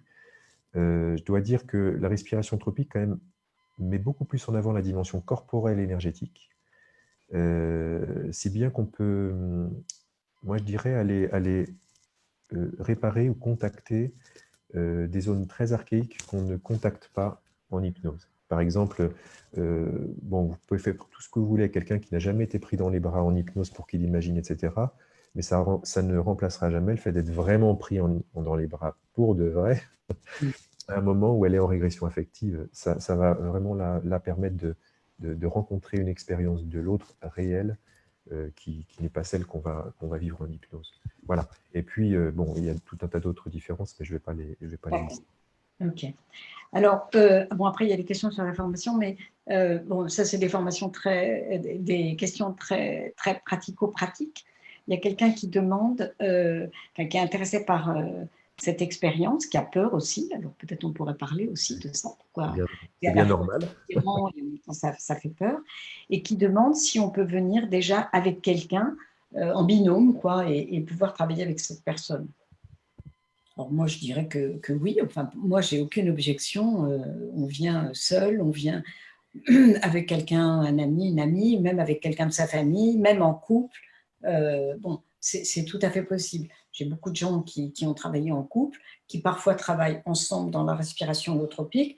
Bon, s'ils travaillent ensemble à un séminaire, puis au deuxième, puis au troisième, je vais quand même les inviter. Je dis peut-être que vous pourriez essayer de voir ce que ça fait de pratiquer avec quelqu'un d'autre. Bon, et puis c'est ce qui se passe en général. Et puis voilà, enfin, il n'y a aucune contre-indication à travailler ensemble, mais il y aurait une contre-indication à ne faire ça que avec lui ou avec elle. Ou si, voilà. Donc, en tout cas, c'est absolument, absolument possible. Et puis, il y a quelqu'un d'autre qui demande, quelqu'un qui vient d'Italie et qui aimerait bien participer à un de nos séminaires et qui se demande s'il faut attendre longtemps pour connaître les prochaines disponibilités. Bon, c'est sûr que comme c'est une période un peu particulière, bon, ça reprend doucement. Bon, je ne sais pas, tu peux répondre pour toi, Nicolas, puis moi, je vais dire Birgit. Il faut regarder chaque thérapeute qui pratique. Peut-être qu'il y en a aussi en Italie, des praticiens. Oui, mais pas des gens qu'on a formés, nous, hein, en tout cas. Hein. Ah oui, d'accord. Alors, bah oui, je ne sais pas. Moi, en tout cas, je reprends les groupes là dans 15 jours avec des conditions particulières, un aménagement. Là, ça dépend vraiment des thérapeutes. Il faut regarder. Il y a l'annuaire des thérapeutes sur le Césum. On donnera les coordonnées à la fin, qui est l'école du transpersonnel et où on forme à la respiration holotropique. Et là, il y a un annuaire de thérapeutes sur tout le territoire français. Je ne sais pas si on a en Italie des praticiens, voilà. Donc, bon, peut-être il y en a un près de chez vous, c'est possible. Enfin, bon, moi finalement, bon, comme là, j'ai dû arrêter, etc., je propose une semaine complète au mois de juillet, du 5 au 11, bon, un séminaire d'une semaine, là, qui va être très, très approfondi sur les rites de passage, justement, avec la respiration holotropique et pas mal d'autres choses. Et puis, sinon, je propose aussi des journées pendant l'été. Mais je viens de voir que j'ai demandé que là, mon site devait être mis à jour, mais ce n'est pas encore tout à fait mis à jour. Donc, il n'y a pas toutes les informations, mais je vais faire en sorte que ça soit mis à jour demain. Voilà. Donc, en tout cas, s'il y a des besoins, on peut m'envoyer un mail par mon formulaire de contact sur mon site. Voilà. Et puis, sur le site du Césum, vous verrez d'autres possibilités. Alors, bon, quelqu'un demande, est-ce que ça me va rappeler ce que sont les matrices périnatales au cours du séminaire du mois de décembre? Sans doute, mais c'est pas sûr. Enfin, je sais pas. Je peux pas promettre. Je sais pas exactement. Je sais pas exactement. Je pourrais faire une autre conférence sur les matrices périnatales. Voilà. Alors maintenant, il y a bon, une question qui est par rapport à la formation. Donc, je vais poser la question et puis comme ça va nous enchaîner pour parler de la formation. Puis après, on verra s'il y a d'autres questions, on y répondra. Donc, cette personne dit, Flora, les conditions d'accès à la formation parlent de 3 séances préalables de respiration holotropique avant la formation. Au regard de la situation Covid, pensez-vous qu'il sera possible avant novembre de remplir les conditions? Alors, bon, moi, j'ai envie de répondre à Flora que, a priori, oui, ça devrait être possible, mais que de toute manière, moi, je dirais que depuis 3 mois, donc, mars, avril, on est obligé de faire, comment dire, d'être souple, de pratiquer la souplesse, la flexibilité, de nous adapter à des situations très différentes et inédites. Donc, de toute manière, là aussi, il y aura de la bienveillance et on s'adaptera et on fera avec. S'il n'y a pas de possibilité, on demandera à la personne de faire la séance qui lui manque. Après, enfin bon, voilà, on est tous dans le même bateau. On ne va pas arrêter de vivre et arrêter tous nos projets. On en a déjà arrêté beaucoup là, depuis le mois de mars. Donc, bon, on regardera tout ça. Voilà, on va être souple. Par contre, évidemment, c'est essentiel d'avoir fait au moins une fois pour savoir ce que c'est avant de s'y former. Ah oui, pas quelqu'un qui n'a jamais fait. Et ça permet peut-être de positionner justement que dans la formation, c'est une formation qui est très expérientielle, parce qu'on ne peut pas approcher ce type de travail juste par la théorie. Hein. Il faut la pratiquer, il faut la pratiquer beaucoup sur soi, et de faire ces allers-retours entre le fait de le vivre et puis le fait de le penser, on pourrait dire, de l'intégrer pour soi, et après de l'intégration pédagogique, après, hein. L'intégration personnelle et l'intégration pédagogique. Donc la formation est en ça très expérientielle. Tu veux en parler un petit peu plus, la formation? Je te passe le relais. D'accord, voilà. Alors, donc, cette formation, elle est destinée à former des praticiens de la respiration holotropique. Donc, c'est un groupe fermé, comme on dit, enfin, avec des sessions de 5 jours. Et il y en a 3 par an. Donc, ça s'étale, grosso modo, sur 18 mois, 2 ans. Donc, c'est en résidentiel et c'est vraiment des temps très forts, avec à chaque fois un programme assez dense, où la respiration holotropique a une grande place, dans toutes ses déclinaisons, toutes les possibilités, toutes les adaptations, de façon à ce qu'après, les gens soient outillés pour faire ça en groupe, en individuel, de telle façon, telle autre, enfin, etc., sur une journée, sur des temps plus longs. Voilà, on regarde absolument tout ça. On intègre aussi d'autres expériences d'état modifié de conscience, d'autres approches éventuelles de respiration, juste pour donner un éventail un peu plus large et peut-être une souplesse aussi et une capacité d'utiliser dans le travail thérapeutique à des moments spécifiques, telle ou telle approche. Voilà, donc c'est respiration holotropique et état modifié de conscience. Bon, la plupart du temps induit par le souffle, mais par exemple, il peut y avoir aussi des expériences comme de voyage au tambour, des choses comme ça. Bon, il va y avoir aussi des approches plus chamaniques, à un moment dans la respiration. Ce n'est pas une formation au chamanisme, mais voilà. Bon, et puis, donc, beaucoup d'expérientiels, aussi des exercices qui permettent de ce que Nicolas évoquait tout à l'heure, d'exercices qui vont mettre le corps en jeu pour préparer le travail, qui vont faciliter aussi la connexion, la rencontre au sein du groupe, entre les personnes. Et puis, il va y avoir aussi après une grande partie qui va être consacrée aux éléments à connaître pour mettre en place la pratique de la respiration holotropique. Hein. Donc, on va apprendre à construire les séances de musique, on va apprendre à faire le travail corporel. Bon, on va apprendre à faire ça, mais on va à chaque fois aussi le vivre, l'intégrer, le ressentir. Parce que pour nous, moi j'ai vu beaucoup de choses dans différents pays, je peux vous dire, et j'ai vu parfois des gens qui étaient des techniciens de la respiration holotropique. Et nous, on veut vraiment former des gens qui, comme quand tu disais, un chemin qui a du cœur, des gens qui font ça aussi avec compétence et subtilité et vraiment avec du cœur, quoi. Qu'il y a une dimension dans l'énergie qui se dégage dans un groupe de respiration holotropique qui est quelque chose d'absolument essentiel. Et donc, nous, on doit être là avec beaucoup de subtilité. Donc, et cette subtilité, elle ne peut pas s'enseigner comme ça, ce n'est pas un cours magistral. On a besoin de cheminer ensemble. Donc, on va beaucoup de cheminer ensemble. On va faire beaucoup d'expérimentation pour développer ces qualités-là aussi. Voilà. Plutôt, on va dire, sur l'être thérapeute que uniquement, et pas uniquement sur le faire. Donc, on va apprendre tous les éléments qui entrent en jeu dans la respiration holotropique. On va avoir aussi des exposés plus théoriques. Bon, la personne qui demandait si Stan allait parler des matrices périnatales, c'est un exemple. On va parler des matrices périnatales, on va parler du trauma, on va parler des états modifiés de conscience, on va parler de la transe. On va aborder comme ça pas mal de questions et de problématiques. Et puis, pour moi, il y a quelque chose qui est très précieux parce que c'est là, je trouve, où on apprend beaucoup. C'est toute la partie que j'appellerais la partie didactique. C'est-à-dire que dans un groupe si vous venez faire un groupe de respiration holotropique, vous allez vivre une expérience et puis après, vous allez vous exprimer sur votre expérience. Et nous, on va vous accompagner pour mettre du sens, aller avec vous et trouver valider ce que vous avez vécu.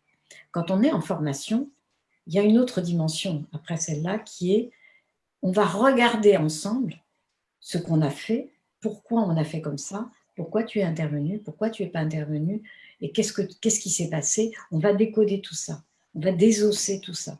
Et ça, pour moi, c'est le seul endroit où on peut le faire, parce qu'on ne le fait pas dans des groupes thérapeutiques, et c'est extrêmement formateur. Voilà, extrêmement formateur. Et puis après, il y a aussi les personnes qui viennent se former, elles vont aussi elles-mêmes être très, comment dire, enfin, vont être volontaires, enfin, on va les inviter elles-mêmes à faire les choses, pratiquer, enfin, très rapidement, construire ces séances de musique, intervenir, et ces gens-là sont assistants dans nos groupes, ou même dans des groupes d'autres personnes qu'on a formées avant, et voilà, pour se faire la main, pour entrer dans le vécu de qu'est-ce qui se passe quand j'accompagne, finalement. Voilà. Il y aura aussi des assistanats à faire, peut-être le Oui, c'est préciser. ça. Voilà, ce sont ces assistanats. Alors, la formation, elle a donc une visée vraiment professionnelle. Cependant, on accepte aussi dans ces groupes des gens qui n'ont pas forcément une vocation professionnelle, ou qui n'ont pas l'intention d'être, enfin, qui ne sont pas thérapeutes, qui n'ont pas l'intention de l'être, mais qui ont envie de vivre ce processus pour eux-mêmes et de façon plus approfondie qu'en allant simplement dans des groupes thérapeutiques habituels. Voilà. Et là, c'est possible, et ils vont être quand même intégrés avec des gens qui sont dans une démarche, disons, plus professionnalisante. Mais nous, on reste quand même dans l'optique que ça va être professionnalisant, mais d'autres personnes sont tout à fait bienvenues, et ça pose pas du tout de problème. Tout le monde se font, parce que quand on aborde la respiration holotropique, à la limite, on peut être un thérapeute qui a 20 ans, 30 ans d'expérience, ou quelqu'un qui vient pour la première fois, qui n'a jamais fait de thérapie, et ça matche très bien, quoi. On n'a pas besoin. Au début, moi, je me suis dit, ah bah tiens, je vais faire des groupes spéciaux pour thérapeutes. Voilà. Parce que peut-être que je peux pas. J'ai vite arrêté, hein. Ça n'avait aucun sens. Parce que là, on est tous au même niveau, d'une certaine manière, tous interpellés et appelés à aller à la rencontre de soi de la même manière. Hein. Voilà. Donc, Parfois même, je dis en tant que psychologue, ça peut même empêcher des fois, parce que tout l'enseignement peut mettre des brides, en quelque sorte, face au travail de la transe, que quelqu'un qui n'a pas de formation n'a pas. Hein. Il peut tout à fait avoir une spontanéité. Bon, on a des repères différents, quoi.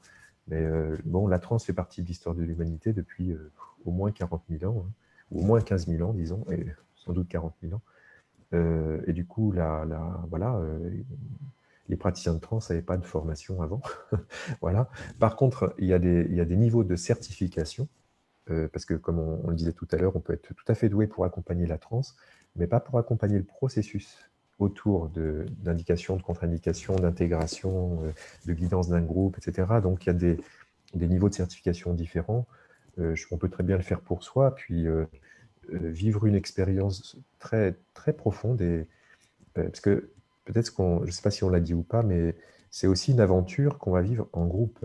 Et du coup, cette dimension du groupe qui chemine ensemble sur 2 ans, parce que la formation dure à peu près 2 ans, c'est une expérience très intense, groupale aussi, pas seulement individuelle, mais une expérience d'ouverture à l'autre, aux autres, devant les autres, de cheminement qui fait beaucoup grandir, hein, et qui crée aussi des liens forts après. Hein.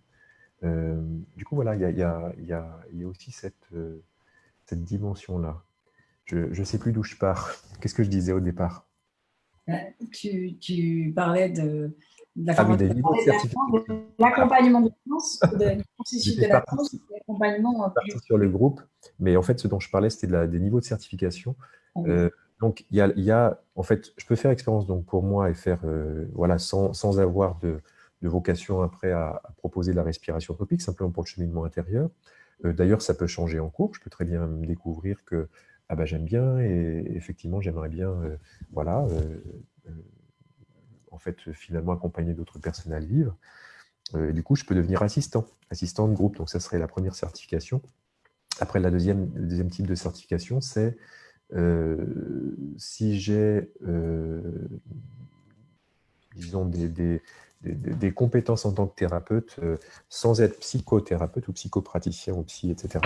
Là, ça va me donner un deuxième niveau de certification qui va me permettre d'être co-thérapeute. Ça veut dire animer un groupe à côté de quelqu'un qui a la formation de psychopraticien, psychologue, ce que vous voulez, tout simplement pour pouvoir avoir les compétences de sécuriser le cadre, et les compétences d'accompagner, de poser une contre-indication, d'accompagner un suivi si après il pouvait y avoir justement des effets secondaires. On en parlait, même si c'est rare, c'est pouvoir avoir les compétences de guider ça. Hein, voilà. Donc ça, c'est le deuxième niveau de certification, pardon. C'est d'être accompagnant d'un psychopraticien. Et le troisième niveau de certification, c'est si vous êtes psychothérapeute, psychopraticien, psychiatre, etc. Donc là, il y a une validation à animer des groupes seuls ou accompagnés, voilà, d'animer des groupes de respiration holotropique.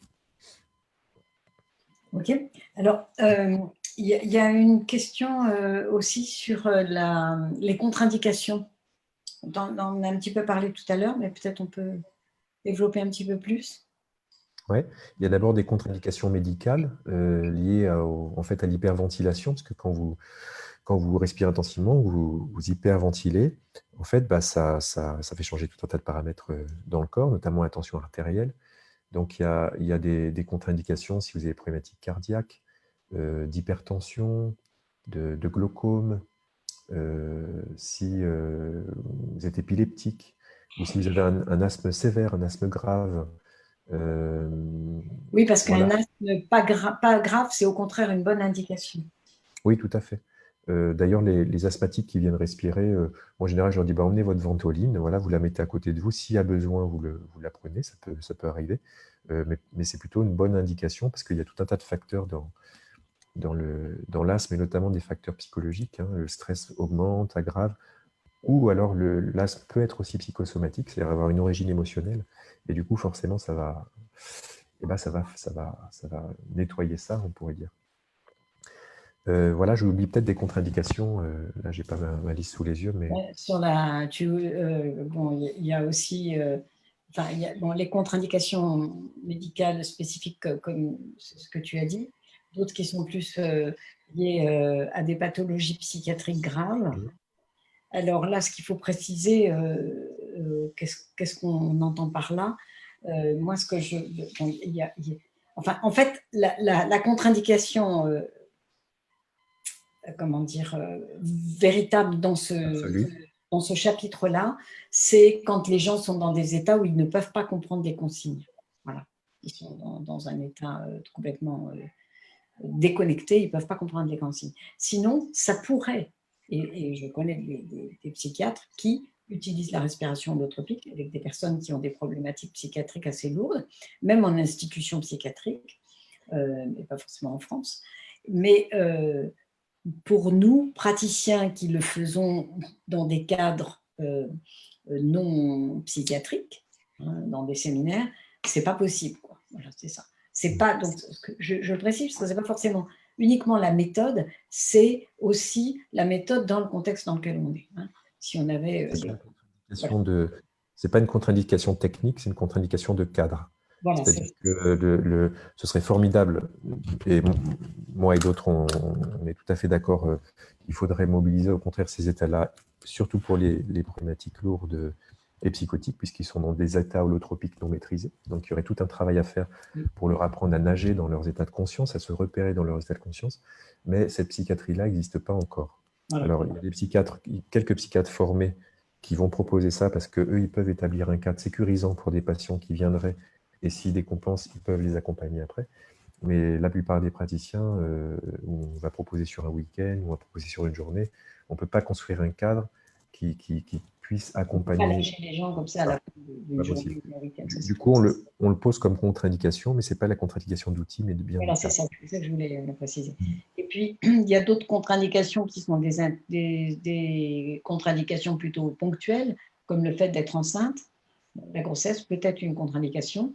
Alors aussi, là, ça dépend dans quelles circonstances. Bon, ça m'est arrivé il n'y a encore pas très longtemps. Il y a un bébé qui est né magnifique, qui a traversé la grossesse de façon holotropique. Mais bon, pour des gens qu'on ne connaît pas, en tout début ou en toute fin, il faut mieux s'abstenir. Voilà. Donc, globalement, on dit, voilà. Une autre aussi contre-indication, qui est une contre-indication ponctuelle, c'est comment dire, le fait d'avoir subi une opération, par exemple, ou un accident corporel important et d'être physiquement fragile.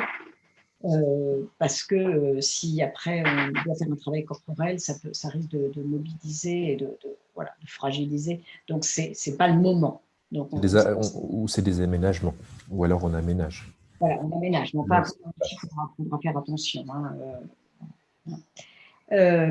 et qu'est-ce que je voulais dire d'autre bon, et dans les indications, j'ai envie quand même de rajouter, je pense que toute les problématiques, disons, psychosomatiques, les dépressions, etc., bon, là, c'est au contraire des bonnes indications, parce qu'on va faire bouger l'énergie.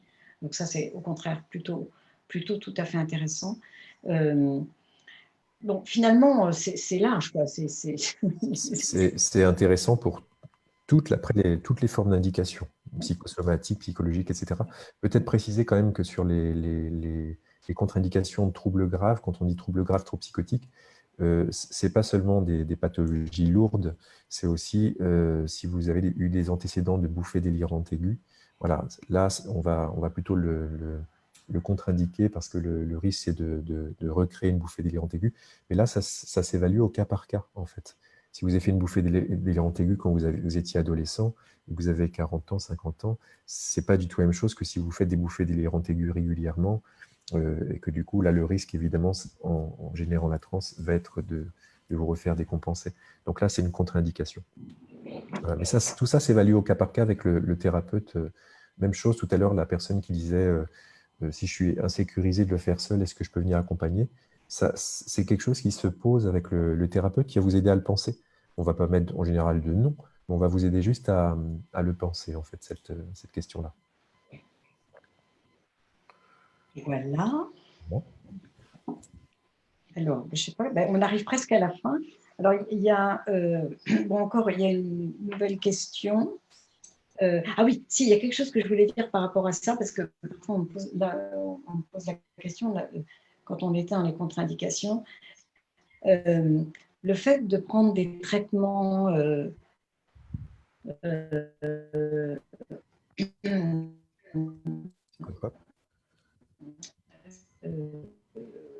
antidépresseurs, anxiolytiques, etc., des antipsychotiques, etc., n'est pas cohérente parce que avec des médicaments comme ça, on va plutôt chercher à supprimer, c'est plutôt suppressif, alors qu'en respiration holotropique, on veut au contraire que ça soit expressif et faire émerger.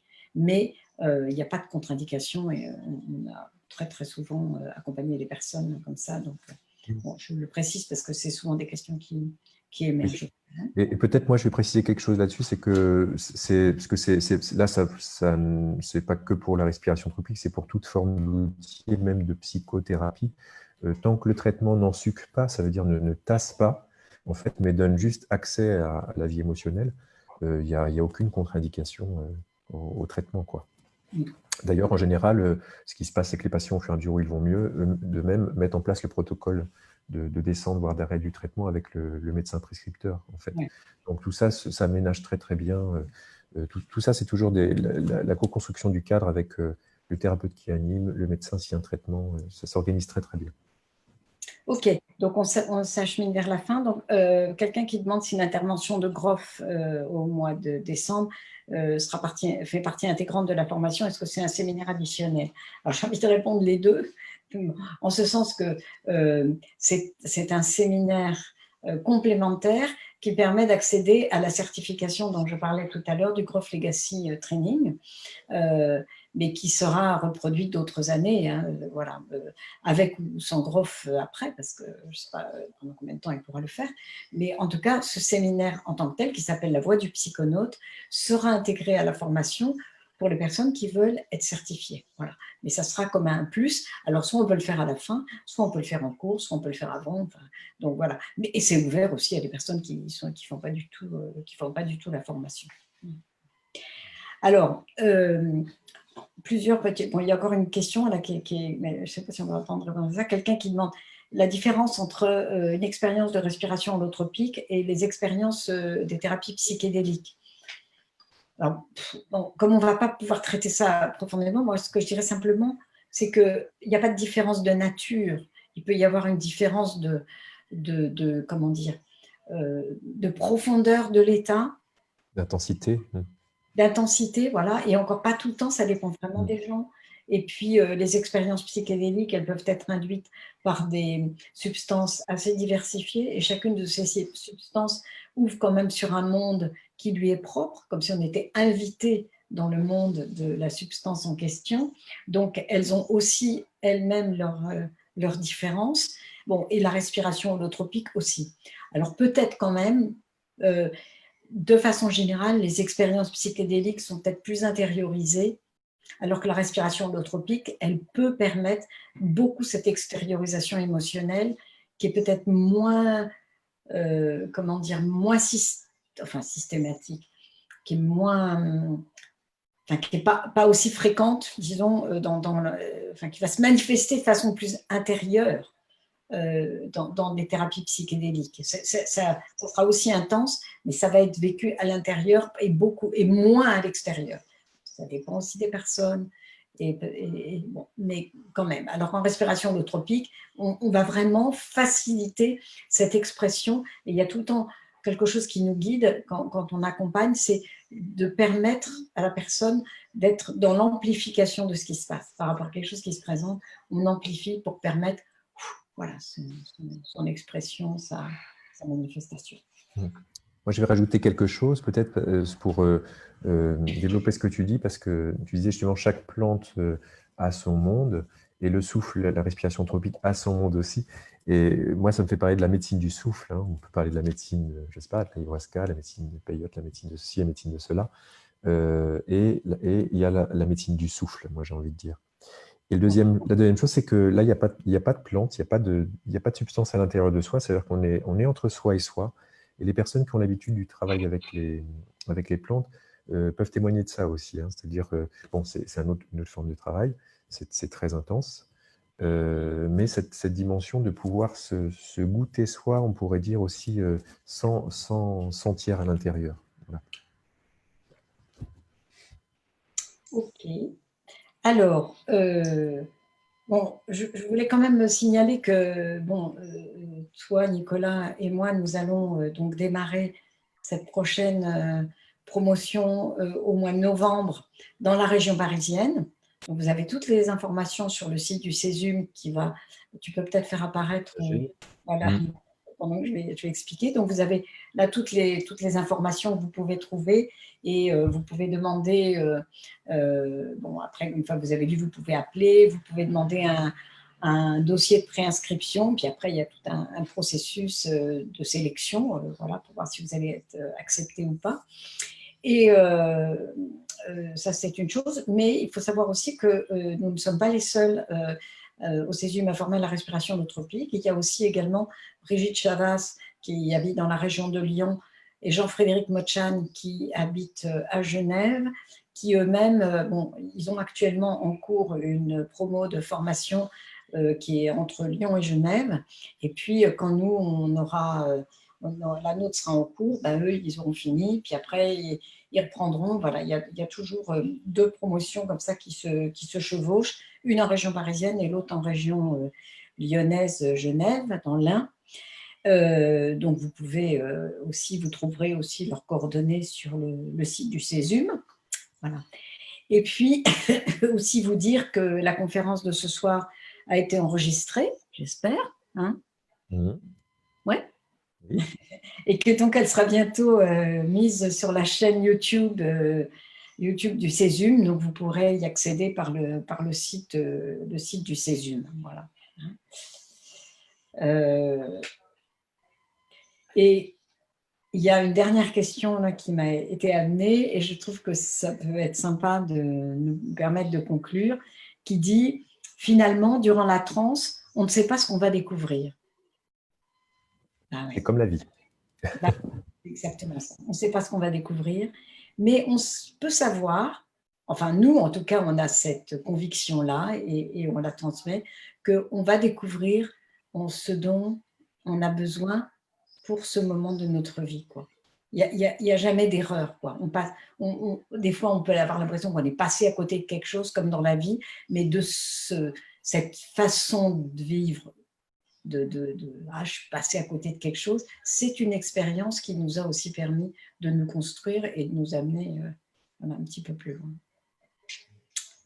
Voilà, en tout cas, c'est un beau monde à découvrir et on s'ennuie jamais. Non. Et on n'a jamais fini de découvrir. Et on n'a jamais fini de découvrir. Voilà. Bon, peut-être... Oui, juste avant, quand on aura terminé, je vais remettre la page du Césium pour que tout le monde ait les coordonnées avant de fermer la soirée. Voilà, écoutez, merci à tous de nous avoir suivis, de nous avoir accompagnés comme ça nombreux. C'était un plaisir, on vous voit tous, enfin on vous imagine tous. Et puis, bon, j'espère qu'on aura l'occasion de reprogrammer à la rentrée peut-être une conférence en vrai live. On va voir. Voilà. Merci, au revoir à tous.